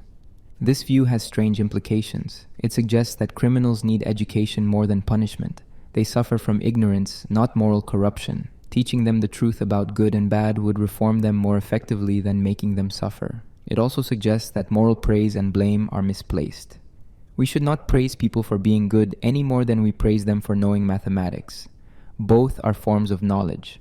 The theory also implies that weakness of will does not exist. Sometimes people seem to know what they should do, but cannot bring themselves to do it. A person might know they should diet, but keeps eating unhealthy food. They appear to have knowledge, but lack strength to act on it. Socrates would say they do not actually have knowledge. They have opinion or belief, but their desire for food shows they do not truly understand that dieting is better for them. Most people found this view implausible then, and find it implausible now.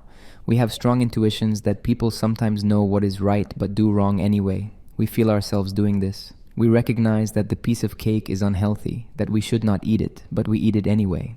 We seem to witness ourselves acting against our own knowledge. But Socrates would respond that the desire for cake proves you do not really know it is bad overall. You know it conflicts with your diet. You know eating it will make you feel guilty. But at the moment of choice, you believe eating the cake will make you better off than not eating it. That is why you eat it. The belief might be mistaken. You might regret it immediately afterward, but at the decision point, you believed eating the cake was the better option. Your action proved your real belief. This argument makes Socratic psychology simpler than it probably should be. Modern psychology recognizes that humans have multiple, conflicting desires and beliefs operating simultaneously. We can want something and not want it at the same time. We can believe something intellectually while feeling something emotionally incompatible.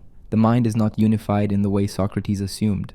But Socrates was making a philosophical point, not a psychological observation. He wanted to establish a necessary connection between knowledge and action. If knowledge and action can come apart, then knowing what is good is not sufficient for living well. You might know what goodness requires but still fail to achieve it. This would mean philosophy alone cannot make people good. Additional factors like willpower, habituation, or divine grace would be necessary. Socrates rejected this conclusion. He believed philosophy was sufficient for virtue. If you know what is good, you will do it. This belief justified his life's work. He spent every day helping people recognize their ignorance and search for knowledge.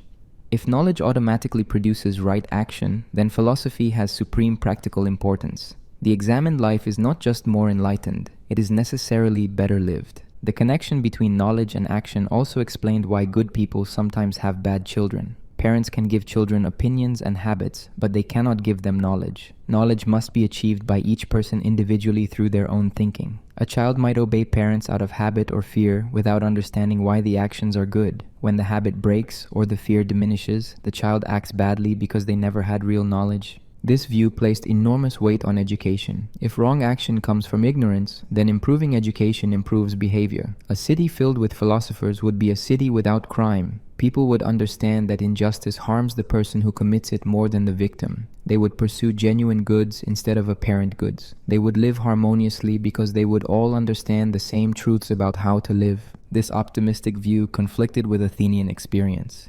Athens was the most educated city in Greece. It had sophists, philosophers, theaters, and endless public debate. Yet it had crime, corruption, and political violence like any other city. Education alone had not produced virtue. Socrates would say this proved that Athens had the wrong kind of education. Sophists taught skills, not knowledge. Poets taught opinions, not understanding. True philosophical education was rare. The theory also raised questions about responsibility. If people do wrong out of ignorance, are they responsible for their actions? Can we justly punish someone for being ignorant? Socrates would probably argue that people are responsible for remaining ignorant. Everyone has the capacity to examine their beliefs and seek truth. Those who refuse to think are responsible for their ignorance and thus for their wrong actions. But this answer creates new problems. Is philosophical capacity equally distributed? Some people seem more capable of abstract thinking than others.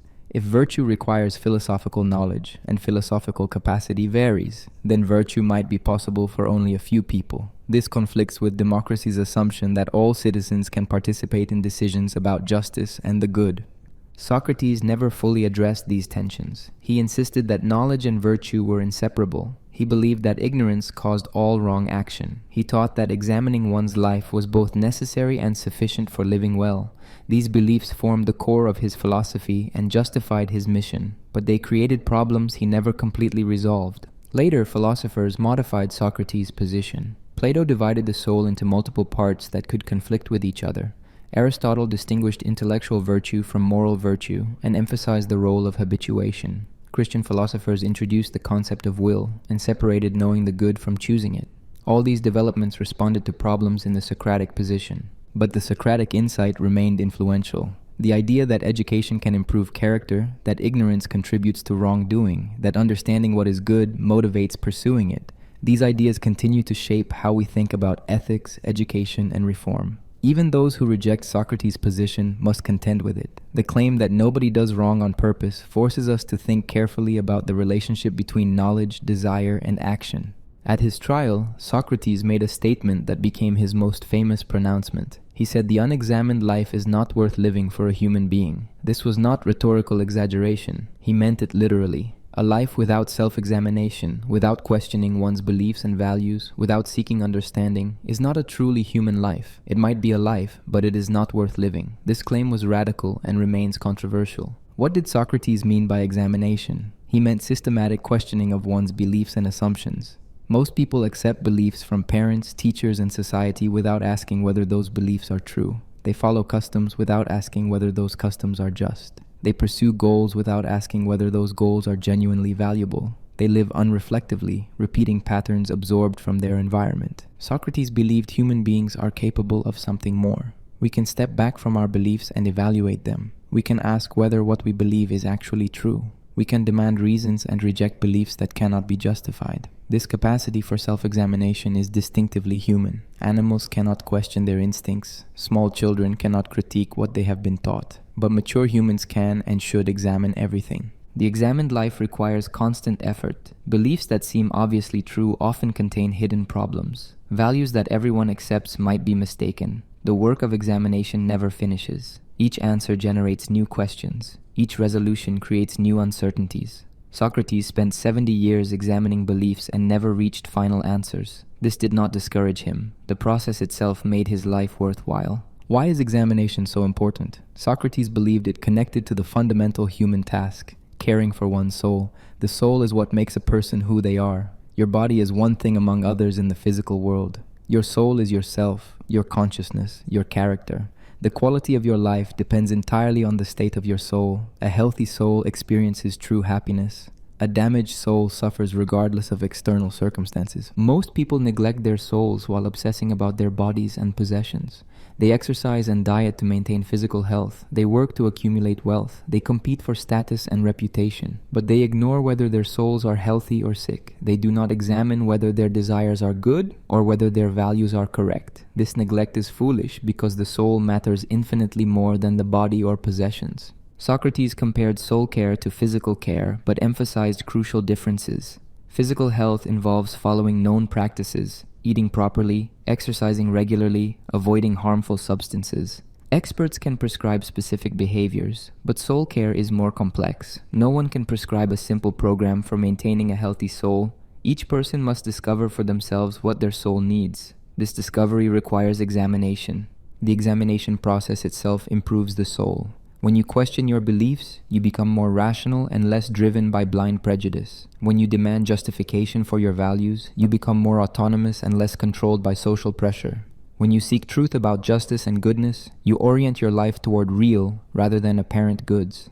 The practice of examination makes you better even before you reach any conclusions. Socrates also believed the examined life connects to freedom. People who never examine their beliefs are enslaved by them. They cannot separate themselves from the opinions they absorbed from their environment. They react to situations based on conditioning rather than understanding. They are like machines following their programming. True freedom comes from examining your beliefs and consciously deciding which to keep and which to reject. This view made Socrates critical of Athenian culture. Athens valued external goods, wealth, beauty, power, reputation. Citizens competed to outdo each other in these areas. Festivals and ceremonies displayed wealth. Political contests rewarded ambition. Social life revolved around status competition. Socrates saw all this as distraction from what truly mattered. People pursued external goods while their souls deteriorated from neglect. He particularly criticized the pursuit of wealth. Money is useful, but has no intrinsic value. It benefits you only if you use it well. But using money well requires wisdom about what is genuinely valuable. Without this wisdom, wealth causes harm. It enables you to pursue bad goals more effectively. Socrates saw wealthy Athenians living miserably despite their resources because they did not know how to live well. The same applied to power and reputation. Political power is dangerous in the hands of someone who does not know what justice requires.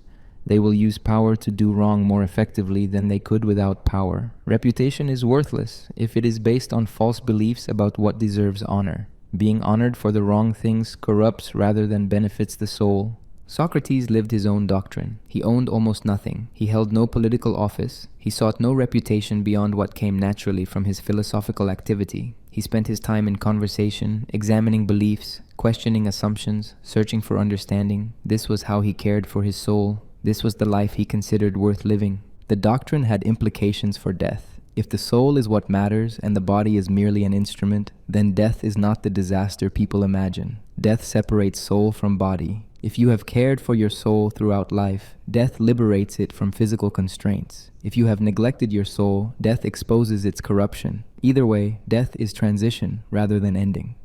This view made Socrates remarkably calm about his own death.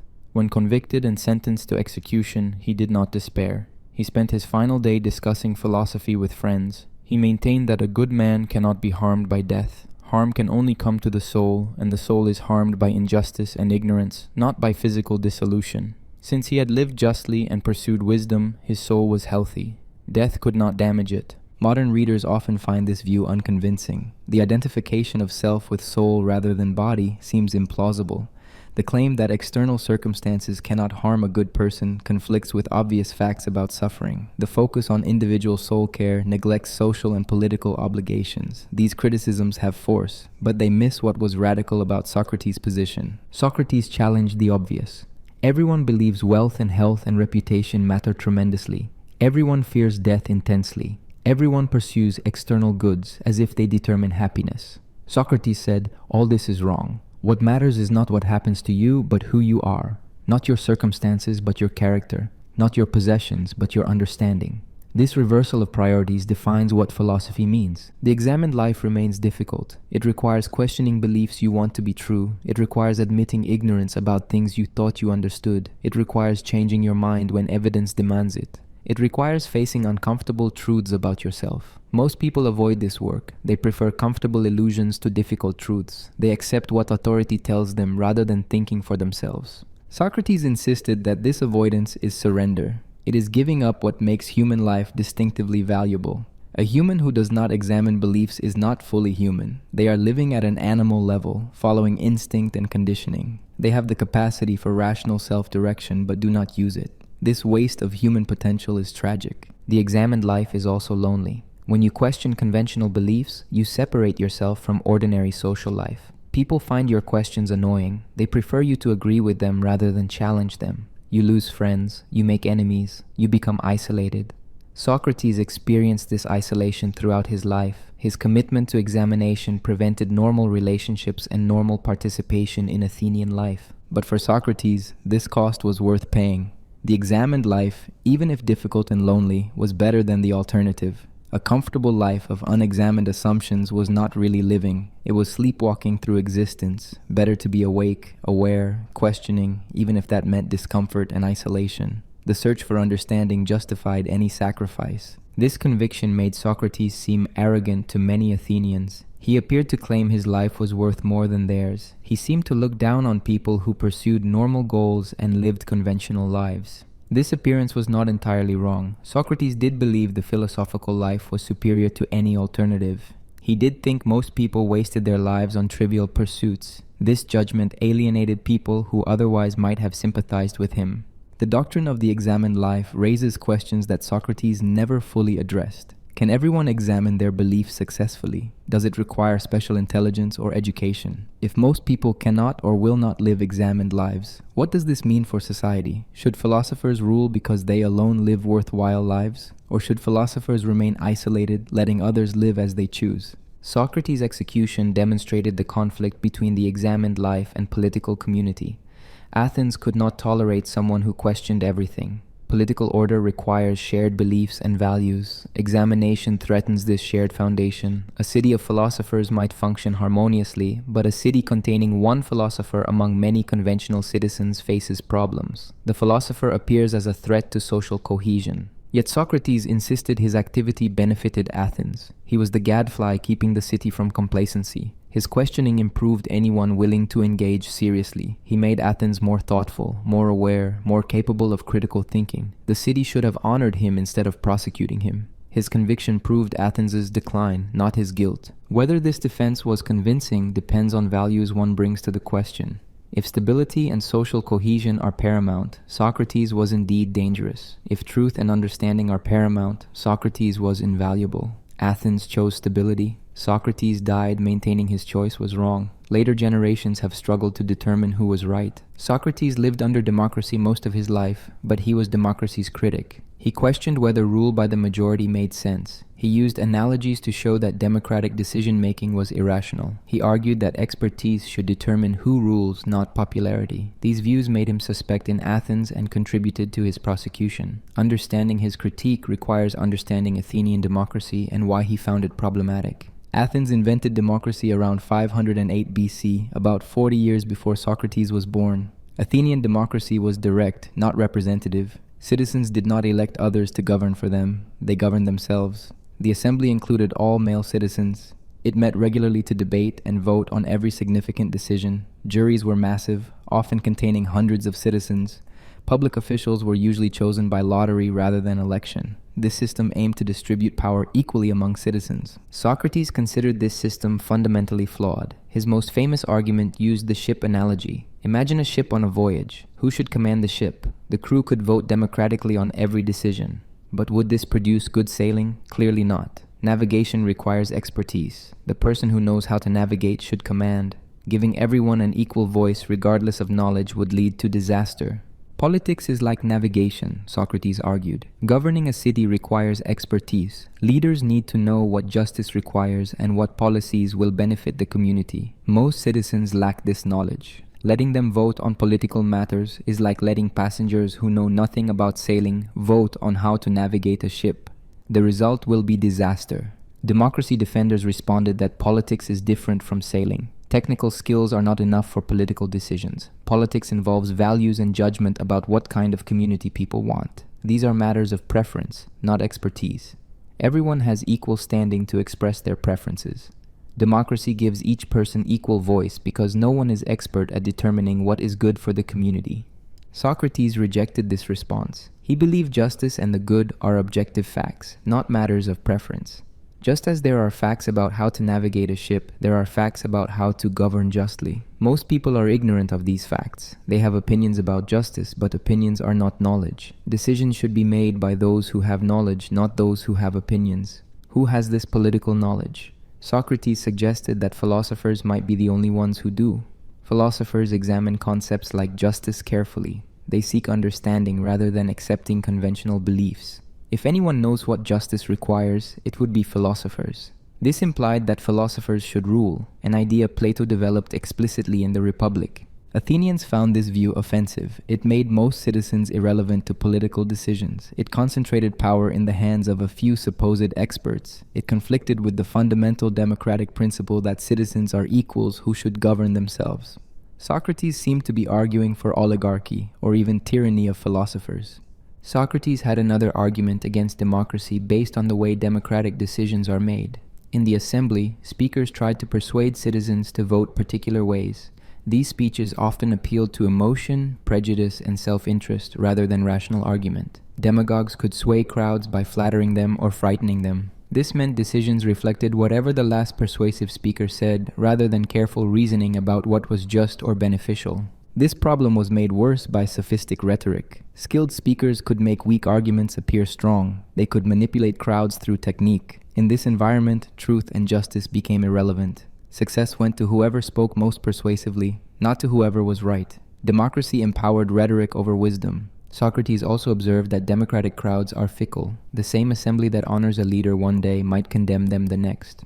Popular opinion shifts based on recent events and emotional reactions. This volatility makes consistent policy impossible. A wise decision made today might be reversed tomorrow when popular mood changes. Government by majority vote is government by whim. His final critique focused on the relationship between democracy and freedom. Democracy claims to maximize freedom by giving everyone equal political power. But Socrates argued that true freedom comes from knowledge and self-control, not from political participation. A person who knows what is good can choose good actions freely. A person driven by appetites and opinions is enslaved even if they have political rights. Democratic citizens are typically enslaved to their desires and false beliefs.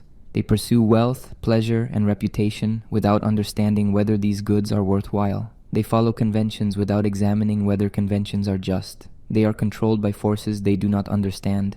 Adding political power to this situation does not create freedom. It just allows enslaved people to impose their confusions on others. These arguments disturbed Athenians for obvious reasons. Democracy was Athens' proudest achievement. The city had fought wars to defend democratic government. Citizens understood their political system as fundamentally just, giving voice to everyone rather than concentrating power in elite hands. Socrates dismissed this achievement as foolish. He suggested ordinary citizens were too ignorant to participate in government meaningfully. His critique was especially galling because he offered no practical alternative. Philosopher rule might work if philosophers were available and willing to rule. But Socrates himself refused political office. He said his daimonion prevented it, so he criticized democracy while declining to participate in any alternative system. This seemed like pure negativity, tearing down without building anything. Socrates could respond that his criticism served philosophy's proper role. Philosophy examines and questions. It exposes problems in conventional thinking. It challenges assumptions. This work is valuable even without offering complete solutions. Democracy's defenders had never seriously questioned whether majority rule makes sense. Socrates forced them to confront this question. Even if they ultimately defended democracy, they would understand it better after examining its foundations. But this defense satisfied few Athenians. They wanted to believe their political system was just. Socrates told them it was absurd. They wanted to participate in governing themselves. Socrates said they lacked knowledge to govern well. They took pride in Athens' democratic traditions. Socrates suggested these traditions were based on error. This was intolerable. The conflict between Socrates and democracy came to a head in two events. First, when Athens was ruled briefly by the 30 tyrants, Socrates did not flee or resist. Some of his associates, including Plato's relatives, were among the oligarchs. When democracy was restored, Socrates appeared to have been neutral or even sympathetic to democracy's enemies. This association damaged his reputation permanently. Second, two of Socrates' most famous students committed treason against democratic Athens. Alcibiades, whom Socrates had saved at Potidaea, defected to Sparta and later Persia, helping Athens' enemies. Critias, who was probably Plato's uncle, became one of the most brutal of the 30 tyrants. Democrats blamed Socrates for teaching these men to despise democracy. Even if Socrates had not directly encouraged their actions, his constant criticism of democratic institutions created a climate where betrayal seemed justified. These associations were probably unfair to Socrates. He had criticized individuals in the oligarchic regime as well as the democracy. He had refused to obey illegal orders from the 30, risking his life to maintain his principles. He taught many students who remained loyal Democrats. But political prosecution does not require fair evidence. The appearance of anti-democratic sympathies was enough to make Socrates a target when democracy sought revenge against its enemies. Modern readers often sympathize with Socrates' critique. Democracy's problems are real. Voters often are ignorant about complex issues. Demagogues do manipulate crowds. Majorities sometimes make terrible decisions. Expertise does matter in governance. These observations seem obviously correct. But democracy's defenders have responses. No system of government is perfect. Rule by experts creates different problems. Experts disagree with each other. Expertise does not guarantee virtue. Concentrating power enables tyranny. Democracy at least prevents permanent oppression by requiring rulers to face voters regularly. It gives citizens stake in their government and responsibility for outcomes. Its decisions might be flawed, but at least they reflect the values and interests of the whole community rather than a small elite. The debate between Socrates and democracy continues. Every generation faces the question of how much authority experts should have versus ordinary citizens. We still struggle with how to balance specialized knowledge and democratic participation. We still worry about demagogues manipulating public opinion. We still debate whether there are objective truths about justice or whether political values are matters of preference. Socrates defined these questions for philosophy, and we have not resolved them yet. At a drinking party called a symposium, Socrates reported a conversation he had once had with a woman named Diotima. She was from Mantinea and claimed expertise in matters of love. She had taught Socrates what love truly is and how it functions in human life. This teaching, preserved in Plato's dialogue The Symposium, presents love as a ladder leading from physical attraction to knowledge of eternal beauty. The doctrine is strange and beautiful, though whether it came from historical Diotima or was invented by Plato remains uncertain. Diotima began by asking what love is. Socrates gave conventional answers. Love is a god. Love is beautiful. Diotima rejected both claims. Love is not a god, but something between divine and mortal. Love is not beautiful, but desires beauty. This sounds paradoxical. How can love not be beautiful if everyone agrees love is wonderful? Diotima explained through an analogy. Philosophers love wisdom, but do not possess it. If they already possessed wisdom, they would not desire it.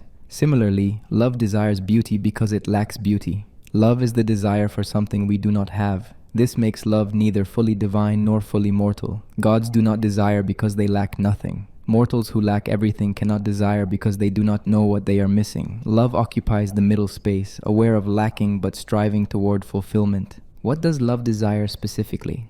Diotima said love desires the good, but more specifically, love desires to possess the good permanently. This explains why love aims at reproduction.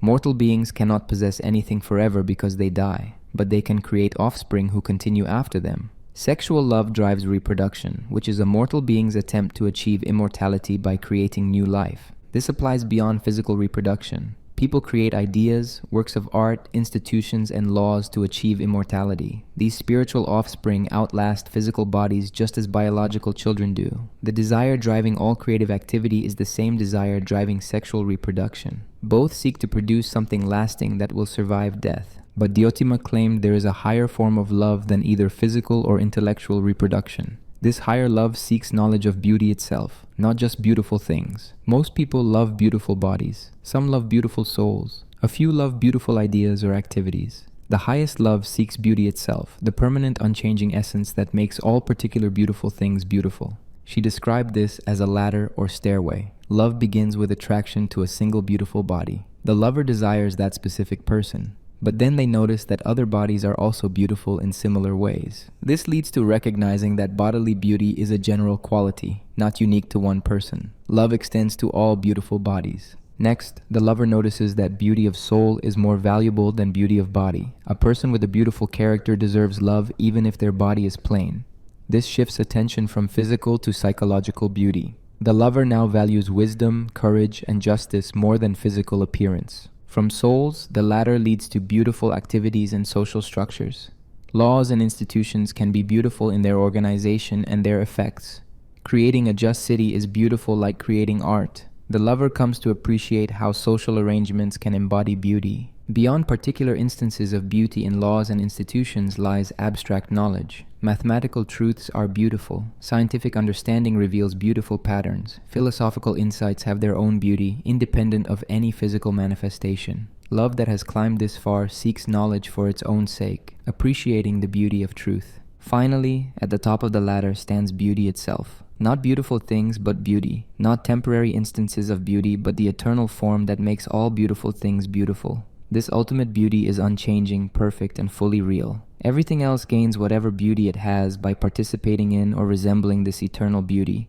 Reaching knowledge of beauty itself is love's ultimate fulfillment. A person who reaches this stage has achieved something remarkable. They no longer depend on particular beautiful things for satisfaction. They have direct knowledge of beauty. This knowledge is stable and permanent. It does not fade like physical beauty fades with age. It does not change like human character changes. It is the most real thing that exists, and knowing it brings complete fulfillment. Diotima claimed that this journey explains human religious and philosophical impulses. All our desires ultimately aim at this final vision of eternal beauty. Most people remain at lower levels of the ladder, satisfied with physical or social goods. But philosophers climb higher, driven by love of truth itself. Their apparent strangeness results from this orientation toward eternal rather than temporary goods. This teaching is presented as Diotima's wisdom, not Socrates. He positions himself as a student who learned from her. Whether Diotima was a real person remains disputed. No other ancient source mentions her. She might have been a historical priestess or philosopher whom Socrates genuinely encountered. Or she might be a literary invention by Plato, a female character used to present ideas about love that Plato attributed to Socrates. The doctrine itself is thoroughly Platonic. It assumes that eternal forms exist. It describes knowledge of forms as the highest human achievement. It uses the metaphor of ascending from visible to invisible reality. These ideas appear throughout Plato's works but are not clearly present in earlier accounts of Socrates. This suggests the speech might represent Plato's own philosophy, attributed to Socrates through the character Diotima. Yet elements ring true to Socrates. The focus on desire and striving fits his character. The idea that love motivates philosophy connects to his endless questioning. The claim that wisdom brings fulfillment matches his insistence that examined life is worthwhile. Even if Plato embellished or invented, he probably worked from authentic Socratic themes. The latter metaphor raises questions. Does love really progress in this way? Do people who appreciate physical beauty necessarily move to appreciating beauty of souls? Many people love beautiful bodies without ever caring about character. Many people value wisdom without having loved any physical person. The sequence seems theoretical rather than descriptive of how love actually works. The ultimate vision also seems problematic.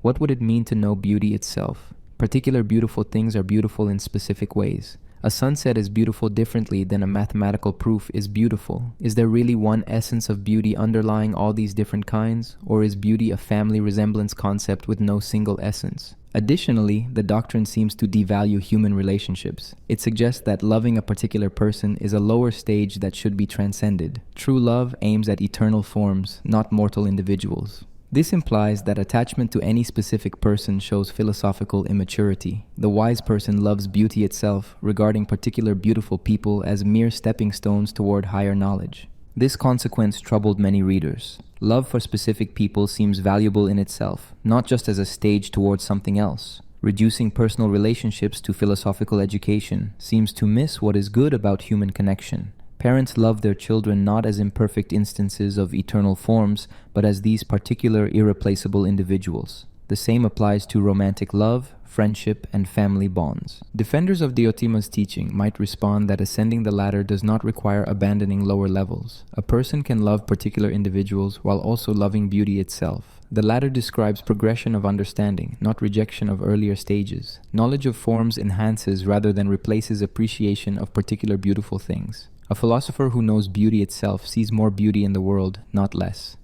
The teaching also reveals Socrates or Plato's beliefs about philosophy's ultimate goal. Philosophy aims at knowledge of eternal truths. These truths exist independent of the physical world. They can be known through reason rather than sense experience. Knowing them brings human life to its fulfillment. These claims define a philosophical tradition extending through Plotinus, Augustine, and beyond into medieval philosophy.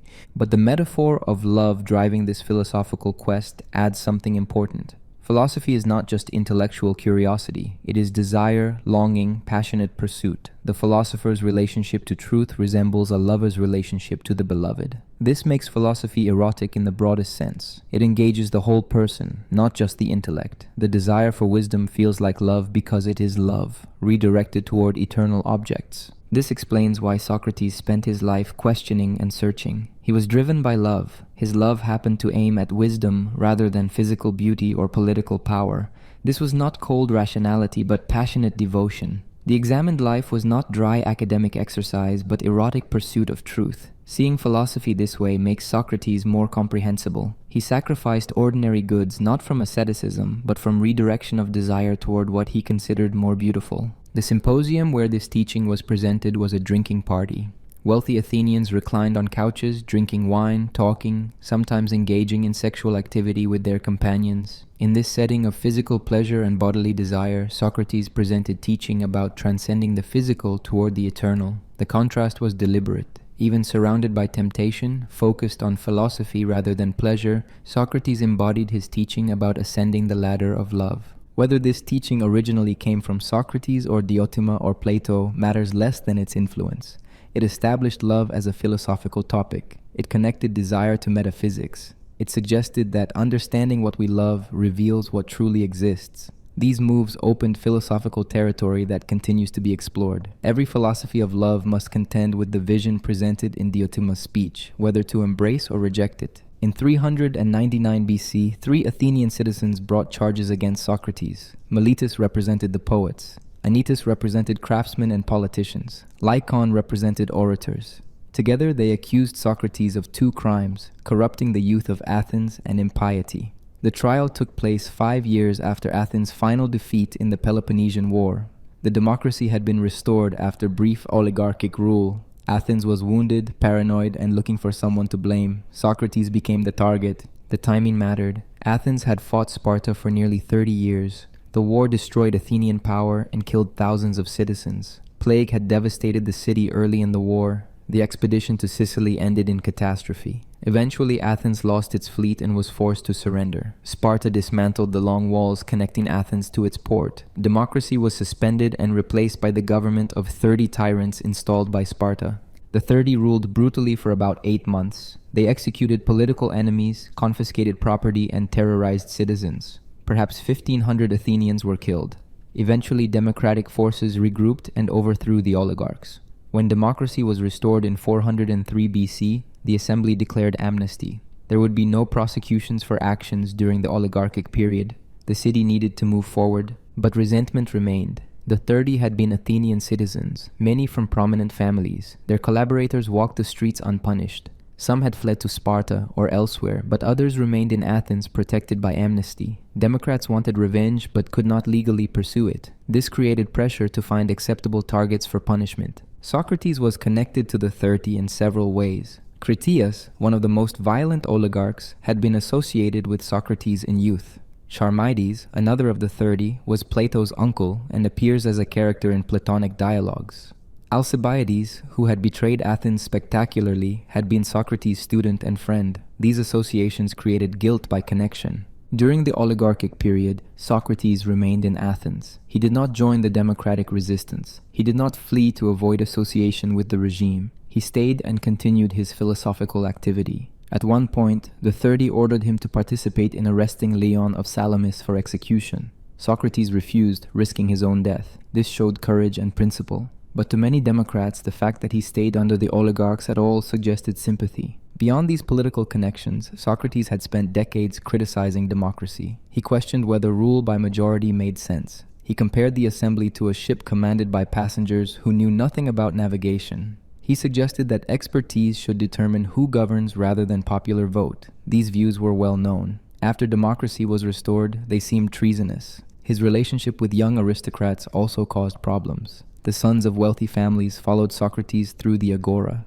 They watched him question and refute their elders. They learned to argue and challenge authority. Many became contemptuous of democratic institutions. Some joined oligarchic movements. Parents blamed Socrates for turning their sons against family values and civic traditions. The specific charges were carefully chosen. Corrupting youth could not be defended by amnesty because it was ongoing. If Socrates was still teaching young men in 399, then the crime was current rather than past. Impiety was similarly immune to amnesty. Religious offenses concerned the city's relationship with gods, which transcended political conflict. These charges allowed prosecution of Socrates without technically violating amnesty. The impiety charge had two parts. First, Socrates was accused of not believing in the gods the city believed in. He had questioned conventional religious practices. He had subjected religious beliefs to philosophical examination. He had exposed contradictions in traditional theology. All this suggested he did not genuinely believe in Olympian gods. Second, he was accused of introducing new divine beings. This referred to his daimonion, the inner voice or sign that warned him against certain actions. Claiming private divine guidance seemed to many Athenians like rejecting communal religion in favor of personal revelation. It suggested he had access to gods that other Athenians did not. This was dangerous because it could justify any action by claiming divine sanction. The corruption charge was vaguer. How had Socrates corrupted youth? The indictment did not specify particular actions, but everyone understood what was meant. He taught young men to question authority. He made them disrespectful toward parents and traditions. He encouraged them to pursue philosophy rather than ordinary civic responsibilities. He filled them with clever arguments that undermined social cohesion. The sons of prominent families became troublesome after associating with Socrates. Miletus represented the poets. Socrates had questioned poets about their work, exposing their inability to explain their own verses. He had argued that poets created through inspiration rather than knowledge. This demoted poetry from wisdom to mere craft. Poets resented this demotion. Their social status and livelihood depended on being considered wise. Socrates threatened this status. Anytus was more politically motivated. He was a prominent democratic politician who had fought to restore democracy. He had wealth and influence. He had a son whom Socrates had criticized for pursuing wealth rather than philosophy. Anytus blamed Socrates for his son's disrespect. More broadly, he saw Socrates as representative of aristocratic anti-democratic sentiment that had nearly destroyed Athens. Lycon is the least known of the prosecutors. He represented orators, professional speakers who trained others in public speaking. Socrates had criticized rhetoric as practiced in Athens, arguing that speakers should pursue truth rather than persuasion. This threatened the orators' business and status. They prospered by teaching effective speaking. Socrates said effective speaking without wisdom was dangerous. This made him an enemy. The three prosecutors worked together to ensure conviction. Each represented a different constituency that had reasons to oppose Socrates. Poets, craftsmen, and orators together represented broad sections of Athenian society. If they united against Socrates, he faced serious danger, and they represented respectable citizens, not extremists. Their prosecution would seem reasonable to many jurors. Why did they prosecute now, in 399, rather than immediately after democracy was restored in 403? Several years had passed. Socrates was 70 years old. He was well known and had been practicing philosophy for decades. Why act against him at this specific time? The answer probably involves multiple factors coming together. The amnesty created legal complications that took time to navigate. The prosecutors needed to frame charges that avoided amnesty provisions. They needed to build political support for prosecution. They needed to wait until the city was stable enough to conduct trials properly. By 399, enough time had passed that prosecuting Socrates seemed politically feasible. Additionally, Socrates continued his philosophical activity without modification. He did not become more cautious after democracy was restored. He did not modify his criticism of democratic institutions. He He did not distance himself from his association with controversial students. This persistent defiance eventually became intolerable. If he had been quieter, he might have been left alone, but he refused to change. The prosecution also served a function beyond punishing Socrates himself. It sent a message to others who might question democratic values. It demonstrated that the restored democracy would not tolerate subversive teaching. It showed that intellectual opposition to democracy had consequences. Making an example of Socrates warned others to conform. Some ancient sources suggest Socrates could have avoided trial by going into exile before charges were brought. Friends offered to help him leave Athens, but he refused. He believed he had done nothing wrong. He was unwilling to abandon his mission. Fleeing would admit guilt. It would mean giving up philosophy. He chose to stay and face prosecution rather than compromise his principles. This decision sealed his fate. Once formally charged, conviction became likely. Juries in Athens were large, often 500 citizens or more. They voted by simple majority. Socrates would have to convince more than half of a large jury drawn from ordinary citizens that his accusers were wrong. Given the political climate and the accumulated resentment, this was nearly impossible. The prosecution of Socrates was not simply legal process, it was political reckoning. Athens had been humiliated in war, its empire was destroyed, its democracy had been overthrown temporarily. Citizens looked for explanations. They identified enemies they blamed for these disasters. Socrates, with his criticism of democracy and his association with traitors, became a scapegoat. Whether he was guilty of the specific charges mattered less than the political need to punish someone who represented everything that had gone wrong. The formal indictment against Socrates survives in ancient sources. Diogenes Laertius preserves it. Socrates is guilty of corrupting the young and of not believing in the gods in whom the city believes, but in other new spiritual things. This charge seems simple, but each element contained complex accusations that made defense difficult. The corruption charge was deliberately vague. It did not specify what corrupting actions Socrates had performed. It did not name particular young men who had been corrupted. It did not explain what state they had been corrupted into. This vagueness was strategic. A vague charge is harder to refute than a specific one. Socrates could not point to specific allegations and disprove them. He had to defend against an atmosphere of accusation rather than concrete claims. What did prosecutors mean by corruption? They meant that Socrates made young men worse rather than better. He taught them disrespect for parents and traditions. He filled them with clever arguments that undermined proper values. He encouraged them to question rather than obey. He made them insufferable in family and civic life. Parents sent their sons to learn practical skills and civic virtue.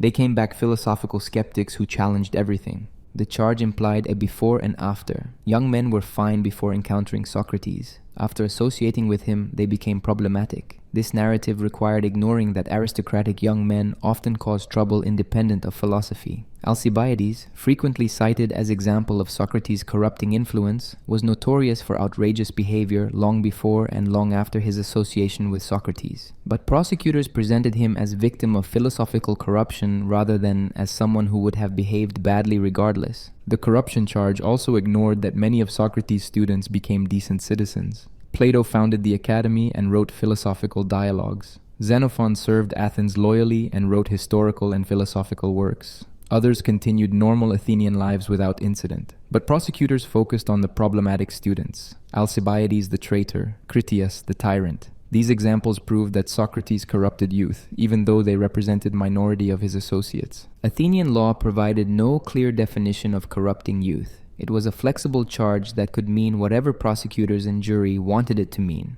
This made defending against it nearly impossible. Any aspect of Socrates' teaching could be framed as corrupting. His questioning of conventional morality corrupted. His exposure of ignorance corrupted. His claim that virtue required knowledge corrupted. His criticism of democracy corrupted. Everything about his philosophical activity could be presented as corruption. The impiety charge had more specific content but was equally dangerous.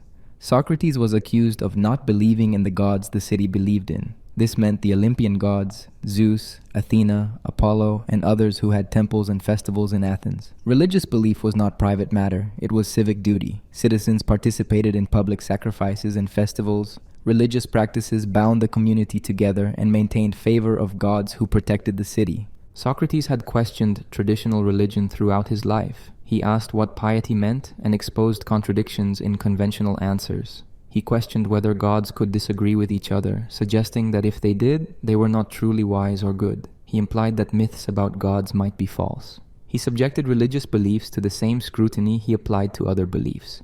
All this created impression that he did not genuinely believe.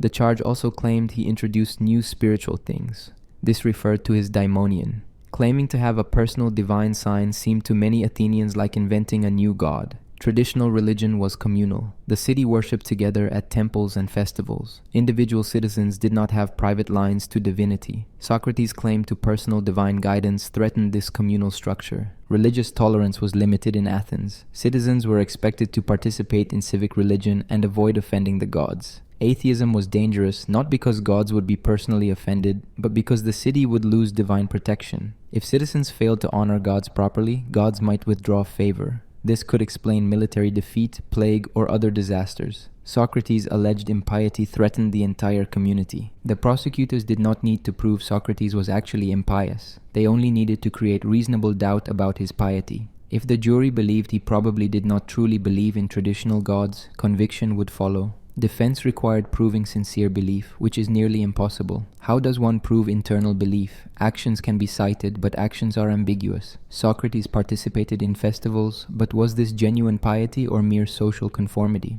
The combination of charges was effective. Corruption explained why prosecution was urgent despite amnesty. If Socrates was currently corrupting youth, waiting was dangerous. Each day he continued teaching, more young men were corrupted. Immediate action was necessary to protect the city's future. The religious charge explained why prosecution was justified despite Socrates being an old man. Impiety was not political crime subject to amnesty. It was religious offense that threatened divine favor. Together, the charges portrayed Socrates as enemy of Athens. He undermined traditional values through his corrupting teaching. He threatened divine protection through his impiety. He represented everything dangerous about intellectual sophistication and philosophical skepticism. Athens had been humiliated in war, suffered under tyranny, and barely restored democracy. The city could not afford to tolerate someone who questioned its foundations. The prosecutors were not simply acting from personal resentment. They represented genuine concern about social cohesion. Athens needed unity to survive. Sparta had been defeated but remained dangerous.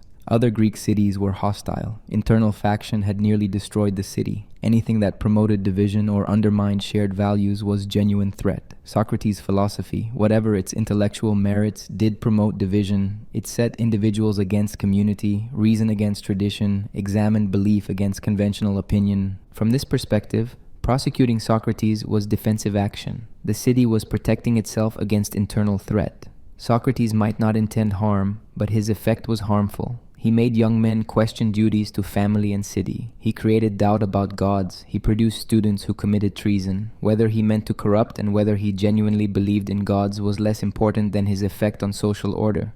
This interpretation makes prosecution rational rather than merely vengeful. The prosecutors were not stupid or simply malicious. They identified real problem and tried to address it through legal means. The problem was that philosophical questioning threatened social cohesion. Their solution was removing the questioner. Whether this solution was just depends on whether social cohesion matters more than individual freedom of thought. Socrates never disputed the facts. He admitted he questioned people. He admitted he examined traditional beliefs. He admitted he had a daimonion. He admitted young men followed him around. What he disputed was the characterization of these activities as crimes. Questioning was not corrupting. Examining beliefs was not impiety. The daimonion was not a new god. Young men followed him by their own choice. But this defense required the jury to accept his interpretation over the prosecutors. It required them to believe that philosophical activity was beneficial rather than harmful. It required them to trust that questioning led to wisdom rather than confusion. After Athens' recent disasters and Socrates' association with traitors, many jurors were unwilling to grant this trust. The charges resonated because they articulated widely held suspicions. Socrates was weird. He made people uncomfortable. He challenged what everyone believed. In a city seeking stability, this seemed dangerous regardless of his intentions. Athenian trials followed a set format. Prosecutors spoke first, presenting their case within a time limit measured by water clock. Then the defendant responded with his own speech. After both sides spoke, jurors voted immediately without deliberation. There were no judges to instruct the jury and no appeals. The decision was final. Socrates could have hired a professional speechwriter to compose his defense. This was common practice. Lysias, a famous speechwriter, reportedly offered to write a speech for Socrates. But Socrates refused. He would defend himself in his own words using his own method. This decision was characteristic but foolish. Professional speechwriters understood what juries wanted to hear. They knew how to generate sympathy and deflect accusations. Socrates apparently believed truth and reason would be sufficient. His defense speech, called the Apology, which means defense not apology in the modern sense, survives through Plato's dialogue. How closely Plato's version matches what Socrates actually said is uncertain. Plato was present at the trial. He was young but mature enough to remember. His account probably captures the substance of Socrates' defense even if the exact words are his own composition. Socrates began by addressing his old accusers before responding to the current charges. He noted that prejudice against him had built up over many years. The comic poet Aristophanes had portrayed him in a play called The Clouds as running a school where he taught students to make weaker arguments defeat stronger ones. The stereotype of Socrates as a sophist had poisoned public opinion long before the current trial. He denied being a sophist. He never charged money for teaching. He never claimed to teach anything. He was simply someone who examined beliefs and exposed ignorance. If this made him seem like a sophist to people who did not understand what he was doing, that was their mistake, not his fault. He asked jurors to set aside prejudice based on comedy and actually listen to his defense. He explained his philosophical mission by telling the story of the oracle at Delphi. When the oracle said no one was wiser than Socrates, he set out to find someone wiser to prove the oracle wrong. He questioned politicians, poets, and craftsmen. He discovered that everyone claimed to know things they did not actually know. He alone recognized his own ignorance. This made him marginally wiser than others. He concluded that the god wanted him to expose false claims to knowledge. This became his life's work. This explanation was unlikely to persuade jurors. Claiming divine mission sounds arrogant. Saying he was wisest, even through recognizing ignorance, sounded like boasting. Admitting he had spent decades exposing others' ignorance confirmed that he made enemies. The story explained his behavior but did not make it sympathetic. If anything, it reinforced why people wanted him convicted. Socrates then addressed the corruption charge directly. He questioned Meletus, one of the prosecutors, using his characteristic method.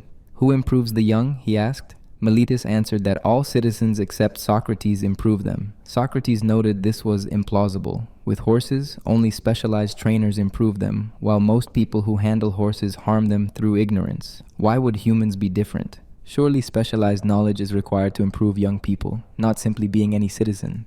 He also noted that he could not logically intend to corrupt youth. If he corrupts those around him, they will harm him in return. No one deliberately makes their associates worse because that harms oneself. If he was corrupting youth, it must be unintentional. Unintentional corruption deserves education, not prosecution. The proper response would be teaching him how to teach properly, not putting him on trial. These arguments were logical but missed the point emotionally.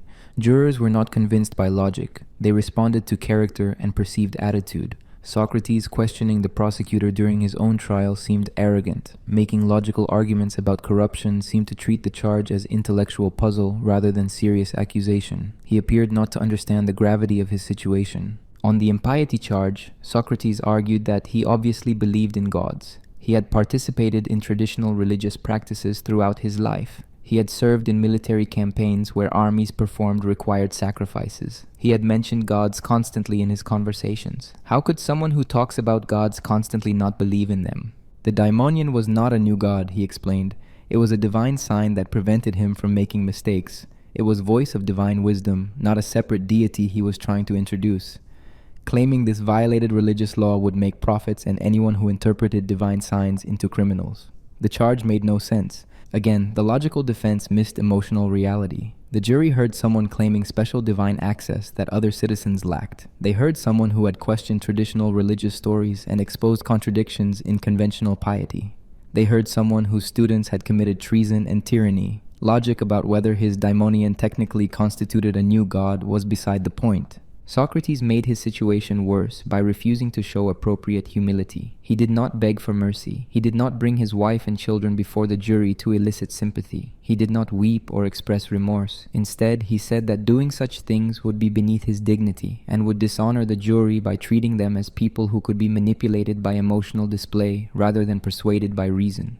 This stance was principled but politically disastrous. Athenian juries expected defendants to show humility. Bringing family members to court was standard practice. Appealing to pity was normal. Socrates rejected all this as undignified. But to jurors, this rejection looked like arrogance. It suggested he thought he was too good to appeal to them properly. It confirmed the impression that he was an arrogant individual who thought himself superior to ordinary citizens. Near the end of his defense, Socrates made a startling claim. He said that if the jury convicted and executed him, they would harm themselves more than they harmed him.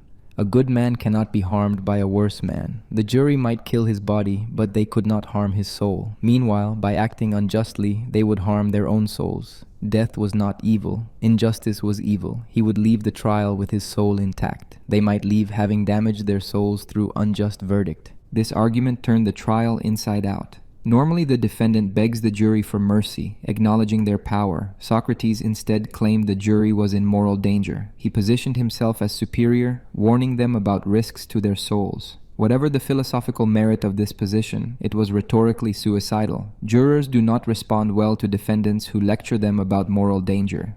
The vote was close by Athenian standards. Of perhaps 500 jurors, roughly 280 voted guilty, 220 voted innocent. A shift of 30 votes would have acquitted him. This suggests the case was not overwhelming. Many jurors were persuaded by his defense, or at least doubted the charges, but a majority found him guilty.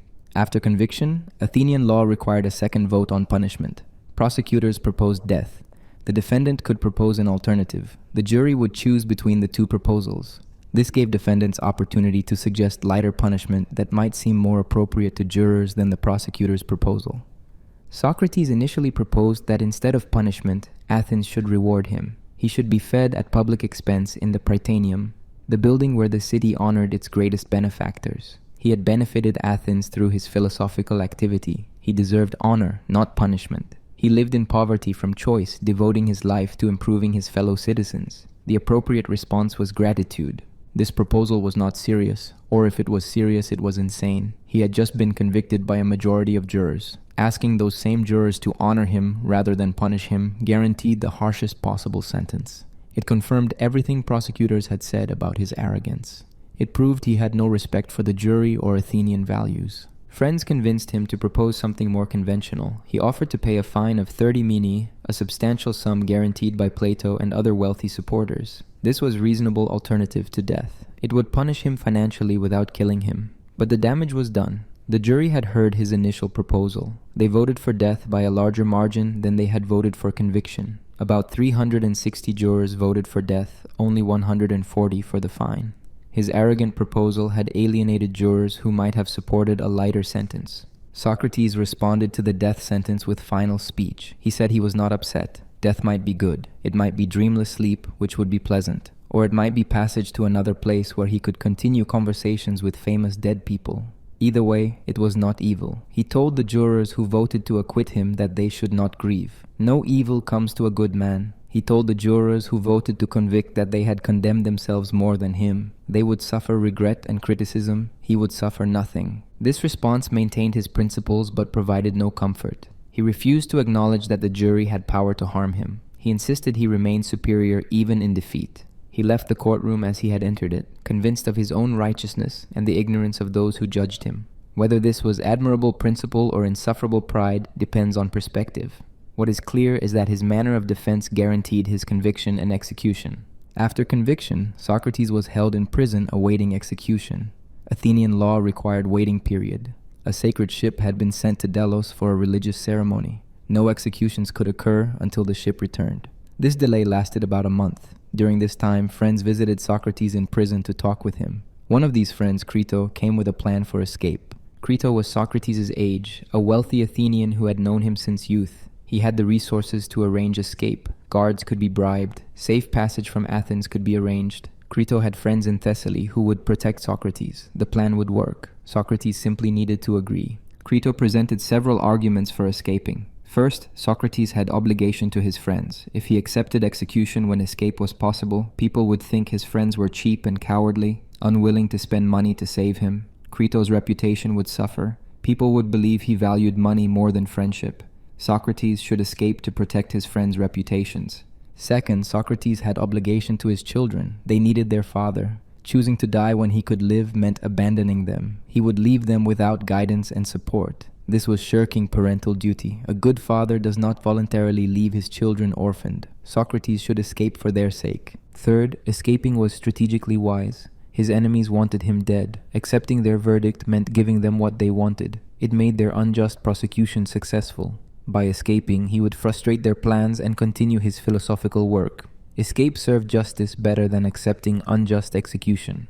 Fourth, the jury's verdict was wrong. Socrates was innocent of the charges. Why accept punishment for crimes he did not commit? When authorities act unjustly, disobedience is justified. The laws had failed him. He owed them no loyalty in return. Escape would be legitimate response to judicial injustice. These arguments sound reasonable. Many people would find them convincing. But Socrates rejected them completely. He gave arguments for why escaping would be wrong that reveal his deepest beliefs about law, justice, and obligation. Socrates began by establishing a principle. He and Crito had always agreed that doing wrong is bad for the person who does it. Acting unjustly harms the soul. This harm is worse than any physical harm others might inflict. Therefore, one must never do wrong, even in response to wrong done by others. If someone treats you unjustly, responding unjustly harms you more than their original injustice did.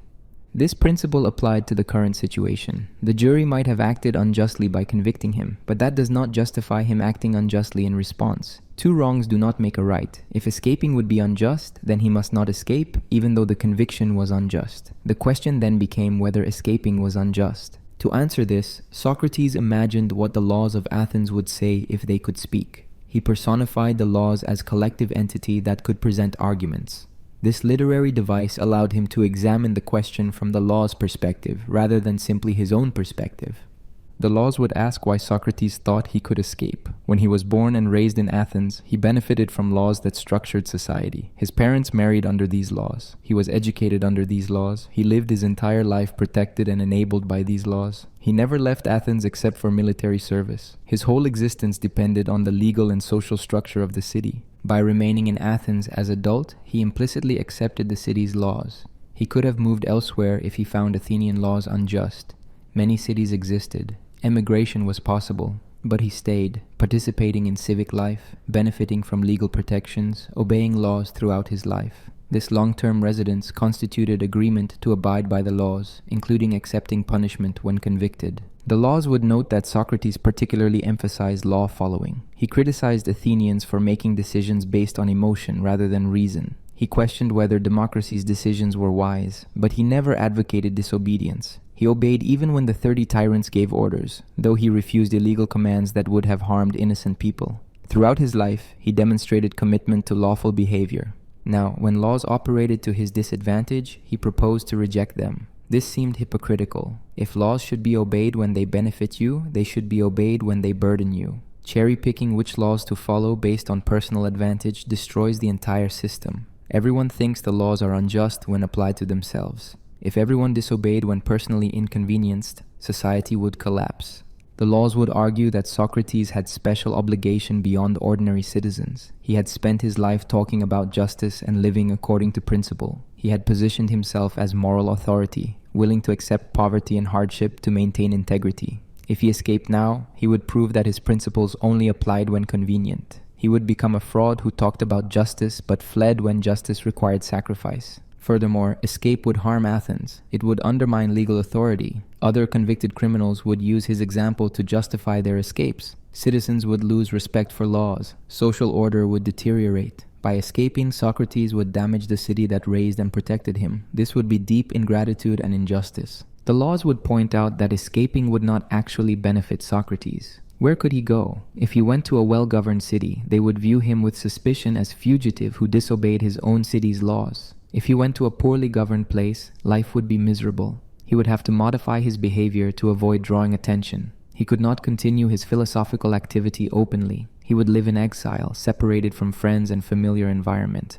This would not be good life for a philosopher. His children's welfare also argued against escape. If he escaped, his children would either remain in Athens as sons of a fugitive criminal or accompany him to exile. Neither option was good. In Athens, his friends could raise them properly even without him. In exile, they would be strangers without support or opportunity. His death would at least leave them with honorable father's memory. Escape would leave them with fugitive shame. After presenting these arguments, Socrates said he heard the law's voice like someone hears religious music. The arguments resonated so deeply he could not think of counter-arguments. He was convinced that escaping would be wrong, therefore he would not escape. He would accept execution because that was what justice required. This decision demonstrates several aspects of Socrates' character and philosophy. First, he believed principles must be maintained regardless of personal cost. Justice was more important than life. He had always said this. Now he proved he meant it. Living unjustly was worse than dying. Death harmed only the body. Injustice harmed the soul. Second, he believed in law, even when law produced unjust outcomes. The legal system was more important than any individual case. Preserving respect for law mattered more than escaping wrongful execution. Society depends on citizens obeying laws even when they disagree with specific applications. Without this obedience, civilization becomes impossible. Third, he believed obligations are real and binding. His obligation to Athens stemmed from years of benefiting from its protection and structure. You cannot accept benefits and then reject burdens. This would be using society when convenient and abandoning it when costly. Honor required consistency. Fourth, he refused to value physical survival over moral integrity. Most people would escape if they could. The instinct for self-preservation is powerful, but Socrates subordinated this instinct to principle. His identity was his soul and character, not his body. Preserving his body at cost of corrupting his character was bad trade. This argument about obligation to laws influenced political philosophy for millennia. It represents an early statement of social contract theory. The idea that citizens have obligations to their community based on benefits received appears here. The claim that remaining in a community implies consent to its rules became central to later political thought. Locke, Rousseau, and Rawls all worked with versions of this idea. But the argument is controversial. Critics note that remaining in a community is not always voluntary. People cannot easily relocate. Family ties, economic necessities, and practical barriers prevent most people from emigrating even if they disagree with their society's laws. If consent requires genuine choice, then mere residence does not constitute consent. Others argue that unjust laws do not deserve obedience. If a law is sufficiently unjust, disobedience becomes justified or even required. Socrates' conviction resulted from unjust prosecution motivated by political revenge. Accepting this verdict arguably validated injustice rather than honored law. Better to escape and demonstrate that unjust legal process does not bind conscience. Socrates would respond that determining which laws are unjust and which deserve obedience is too easy when the question concerns your own case. Everyone believes the laws are unjust when applied disadvantageously to themselves. If everyone disobeyed laws they personally found unjust, legal order would be impossible. The only workable principle is that laws must be obeyed even when they operate unjustly in individual cases. The alternative is chaos. This response has force but also limitations. It would justify obeying even extremely unjust laws.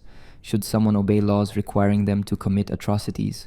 Should they obey laws requiring them to betray fundamental moral principles?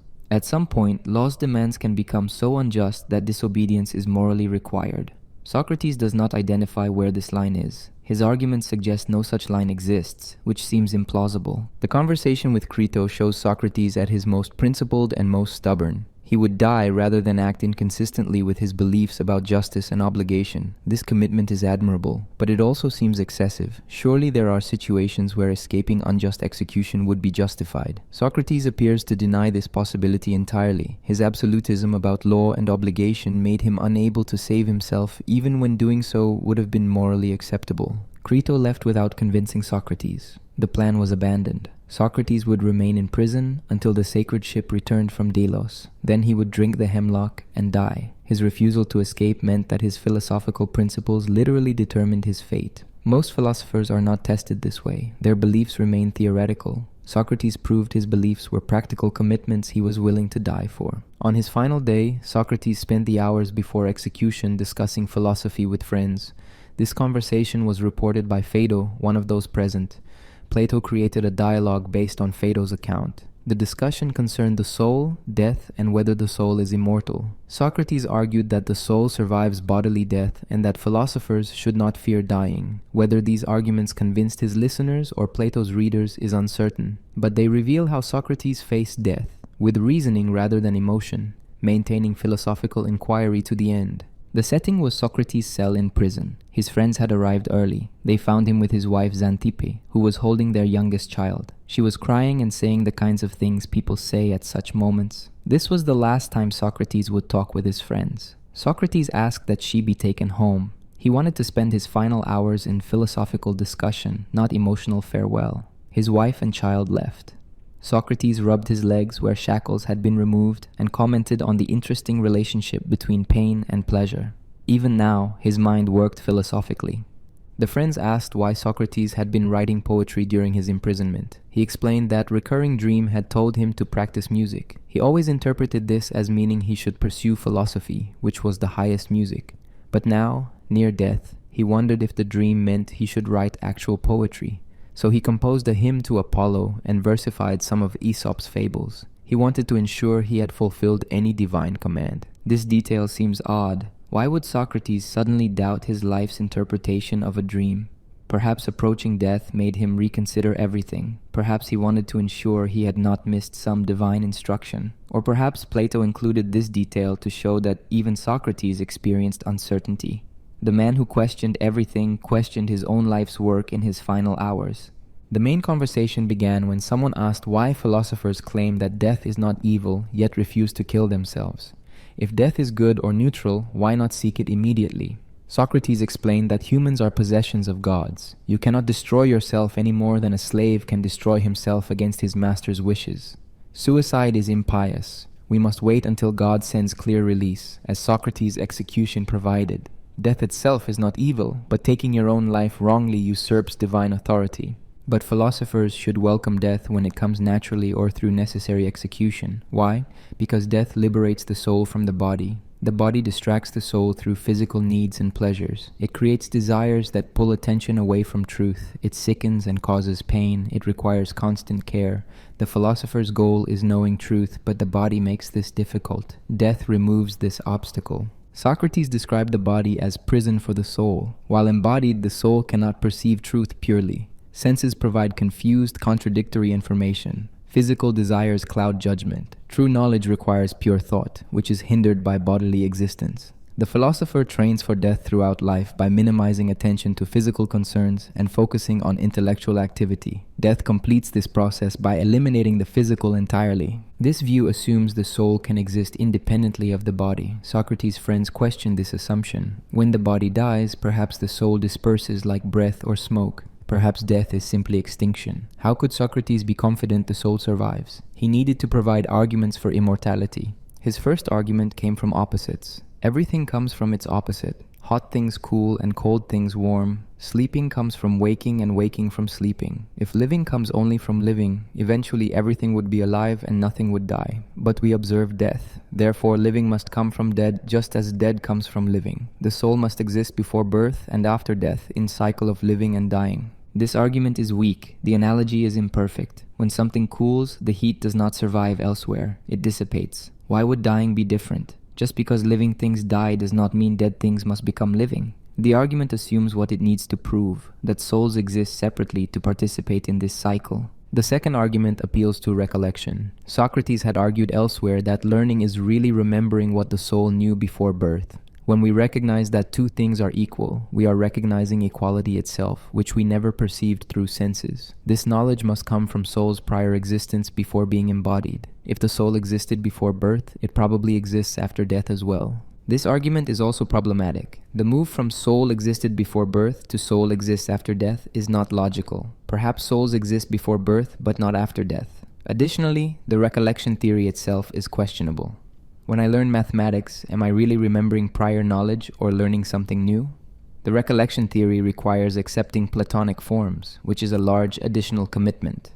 The third argument claims the soul is indestructible because it is simple and unchanging. Composite things can be destroyed by breaking apart their components, but the soul has no parts. It is a unity. What has no parts cannot be broken apart. Therefore, the soul cannot be destroyed. It must be immortal. This argument assumes the soul is simple, but that is not obvious. The soul might have parts or aspects even if they are not spatial parts. Additionally, even if the soul is simple, it might cease to exist without being destroyed. It might simply stop existing at death. Indestructibility and immortality are not the same thing. Socrates offered additional arguments, but all faced objections. His friends pointed out problems. He acknowledged difficulties. The discussion continued for hours. What emerges is not proof of immortality, but sustained philosophical inquiry. Even facing death in hours, Socrates pursued argument wherever it led. He did not assert dogma. He reasoned, questioned, and explored. The conversation shifted to what kind of afterlife might exist. Socrates described different possible fates. Souls that lived justly would dwell in beautiful places. Souls corrupted by physical pleasures might be reincarnated in appropriate animal bodies, gluttons as donkeys, violent people as wolves. Souls purified by philosophy might escape reincarnation entirely, dwelling with gods in truth and beauty. This mythology is presented explicitly as speculation. Socrates said he could not know what happens after death, but he believed souls are immortal and our behavior affects what happens to them. Living virtuously matters even beyond this life. Justice benefits the soul eternally. Injustice harms it eternally. This belief justified his life choices and his acceptance of death. As sunset approached, the conversation wound down. The jailer entered to announce it was time. He had to bring the poison. The jailer apologized. He said Socrates was the noblest and gentlest man who had ever been imprisoned. He knew Socrates would not be angry with him. Socrates agreed. He praised the jailer's conduct. He said his anger was directed at those who caused this execution, not at the person carrying out the sentence. The jailer left weeping. Someone commented that the jailer was kind. Socrates said he had visited during imprisonment and was now crying at his death. This was noble character. Socrates was less impressed by his friend's tears. He asked them to control themselves. He wanted to die peacefully, not amid wailing. They should be cheerful. Death was not evil. They had argued about this for hours. Now they should act on those arguments. He bathed, wanting his body clean so others would not have to wash it after death. His family returned briefly. His wife and 3 sons came to say goodbye. Socrates spoke with them privately. Then they left. The sun was setting. The jailer brought the poison. Socrates asked whether he could pour a libation to gods from the cup. The jailer said no, they mixed only enough for 1 dose. Socrates understood. He would pray then drink. He prayed to the gods for good fortune in migrating from this world to the next. He raised the cup and drank it calmly, without trembling or changing expression. His friends could not maintain composure any longer. They began crying. Socrates criticized them gently. This was why he sent the women away, to avoid this commotion. They should be quiet and brave. The men tried to control themselves. Socrates walked around as instructed until his legs felt heavy. Then he lay down. The poison worked gradually upward from his feet. The jailer checked periodically, pressing his feet and legs to test sensation. Socrates reported when he could no longer feel. His body grew cold. The poison reached his abdomen. His last words were directed to Crito. He said they owed a rooster to Asclepius and should not forget the debt. Asclepius was god of healing. Sacrificing a rooster was thanks for recovery from illness. The statement has been interpreted many ways. Perhaps Socrates viewed death as recovery from the illness of life. Perhaps it was joke. Perhaps it was delirious utterance without deep meaning. We do not know. Crito asked if Socrates had any other instructions. There was no answer. Shortly after, Socrates moved slightly. The jailer uncovered his face. His eyes were fixed. Crito closed his eyes and mouth. Socrates was dead. Phaedo ended his report by saying this was the end of their companion, the best man of his time they had known, the wisest and most just. This assessment is Phaedo's and Plato's. Whether it was objectively true depends on standards for wisdom and justice. What is certain is that Socrates faced death calmly, maintained his philosophical inquiry until the end, and died as he lived, reasoning, questioning, seeking truth. The description of Socrates' death became one of the most famous scenes in philosophy. It established a model for philosophical death, calm, rational, concerned with truth rather than survival. It showed that the examined life culminates in the examined death. If you have cared for your soul, you can face death without terror. The body dies, but the self, the soul, the character, the person you have become through your choices, that survives in some form. Whether Socrates actually believed all the arguments he presented about immortality is questionable. He acknowledged they were uncertain, but he believed living justly and philosophically was worthwhile regardless of what happens after death. If the soul is immortal, justice benefits it eternally. If death is extinction, then dying after living well is no worse than dying after living badly. Either way, virtue is worthwhile. This pragmatic argument supported his choice to accept execution rather than escape or compromise his principles. Modern readers often find the Phaedo moving but philosophically unsatisfying. The arguments for immortality do not convince. The mythology about afterlife seems like wishful thinking. But the dialogue succeeds at showing how a philosopher faces death, with reason rather than emotion, with principles rather than fear, with continued inquiry rather than passive acceptance. Whether or not we believe the soul is immortal, we can admire Socrates' courage and consistency at the end. The poison Socrates drank was made from hemlock, a plant common in Greece. Conium maculatum produces alkaloids that cause gradual paralysis. The conscious mind remains aware while the body shuts down. Breathing becomes impossible as the respiratory muscles stop working. Death comes from suffocation while the person remains conscious. It is not a peaceful death despite Plato's serene portrayal. The method was chosen because it was relatively humane by ancient standards. Execution methods included crucifixion, stoning, throwing from cliffs, and public beating.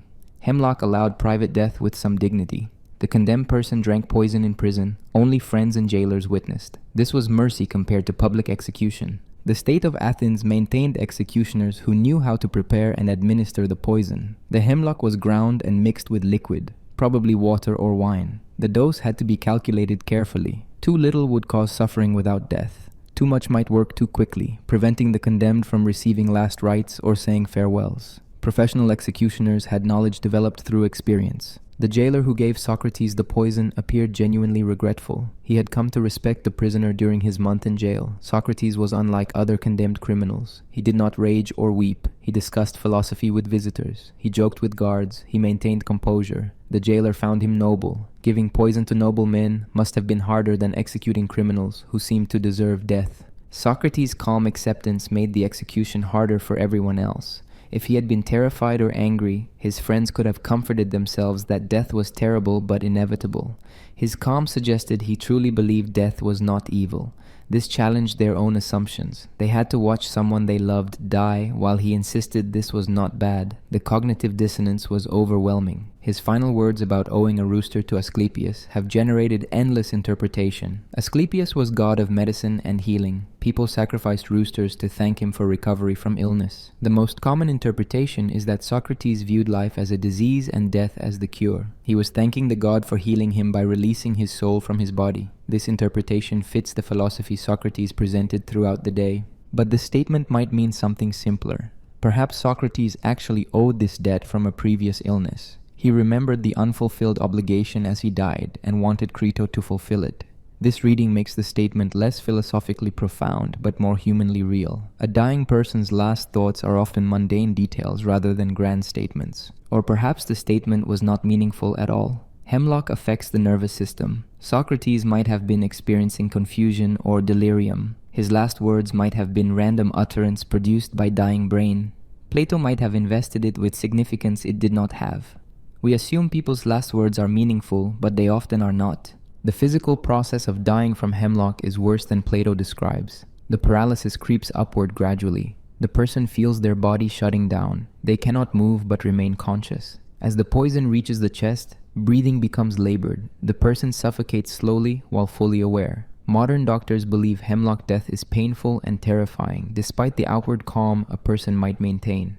Socrates reportedly showed no fear. He walked around until his legs would not support him. He lay down when instructed. He reported symptoms calmly to the jailer. He maintained conversation until speech became impossible. Either he was extraordinarily controlled, or the philosophical arguments about death had genuinely convinced him that nothing bad was happening. Or perhaps he was determined to die as he had lived, maintaining philosophical composure regardless of internal experience. His friends found his calm harder to watch than obvious suffering would have been. They cried despite his instructions not to. They could not maintain the philosophical attitude he modeled. When someone you love is dying, philosophy provides cold comfort. Intellectual arguments about the soul's immortality do not ease the pain of losing a human presence you value. Socrates could be philosophical about his own death. His friends could not be philosophical about losing him. Phaedo reported that some of those present completely broke down. Apollodorus, who had been weeping throughout, wailed loudly when Socrates died. This set off others. Only Socrates had remained composed. Everyone else oscillated between philosophical discussion and emotional breakdown. The contrast between Socrates' calm and his friends' distress revealed the gap between philosophical theory and emotional reality.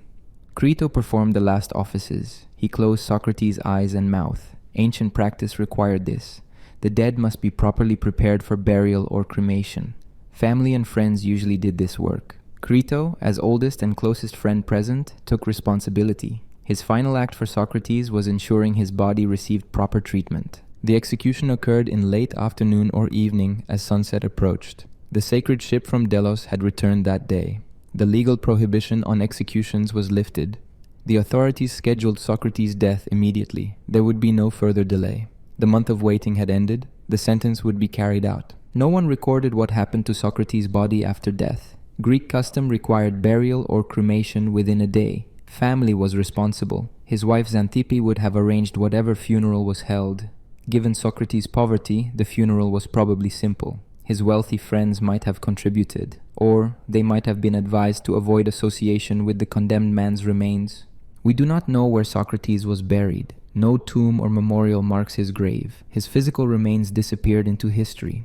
Only his ideas survived, transmitted through students who wrote about him. The man who owned nothing left nothing physical behind. His legacy was entirely intellectual. The death of Socrates became symbolic for philosophy. It showed that commitment to truth could require ultimate sacrifice. It demonstrated that the examined life might conflict with political power. It proved that philosophy was serious business with real stakes, not just intellectual game. Socrates died for his philosophical practice. This established philosophy's credentials as something worth dying for. Later philosophers referenced Socrates' death repeatedly. When facing persecution themselves, they invoked his example. When arguing for philosophy's importance, they pointed to his willingness to die rather than abandon inquiry. When defending reason against authority, they cited his refusal to escape. Socrates' death became as important as his life for establishing philosophy's identity. But the death also raised questions. Did Socrates have to die? Could he have avoided execution through different defense strategy? Should he have escaped when friends arranged it? His stubbornness in maintaining philosophical principles seems admirable but also wasteful. A living Socrates could have continued helping people examine their beliefs. His death ended this work. Was principle worth this cost? Socrates would say yes. He had argued throughout his life that living according to principle mattered more than survival. Justice was more important than life. The soul mattered more than the body. Now he proved he meant these claims. He could have lived by compromising. He chose death to maintain integrity. This choice validated everything he had taught. But we might question whether his principles were correct. Perhaps survival and continued philosophical work would have served humanity better than dying for consistency. Perhaps flexibility would have been wiser than rigidity. Perhaps accepting a strategic compromise to continue helping others would have been more virtuous than perfect adherence to principle. These questions remain open. Each person must decide whether Socrates' choice was wise or foolish, admirable or excessive. What is certain is that he faced death as he faced life, with reason, principle, and absolute commitment to his beliefs. The poison worked through his body while his mind remained engaged with philosophy. His last hours were spent discussing immortality, not fearing mortality. He died as he had lived, questioning, arguing, pursuing truth until consciousness ended. Whether this was the best way to die depends on what you think death and life are for, but it was undeniably Socrates' way, consistent to the end.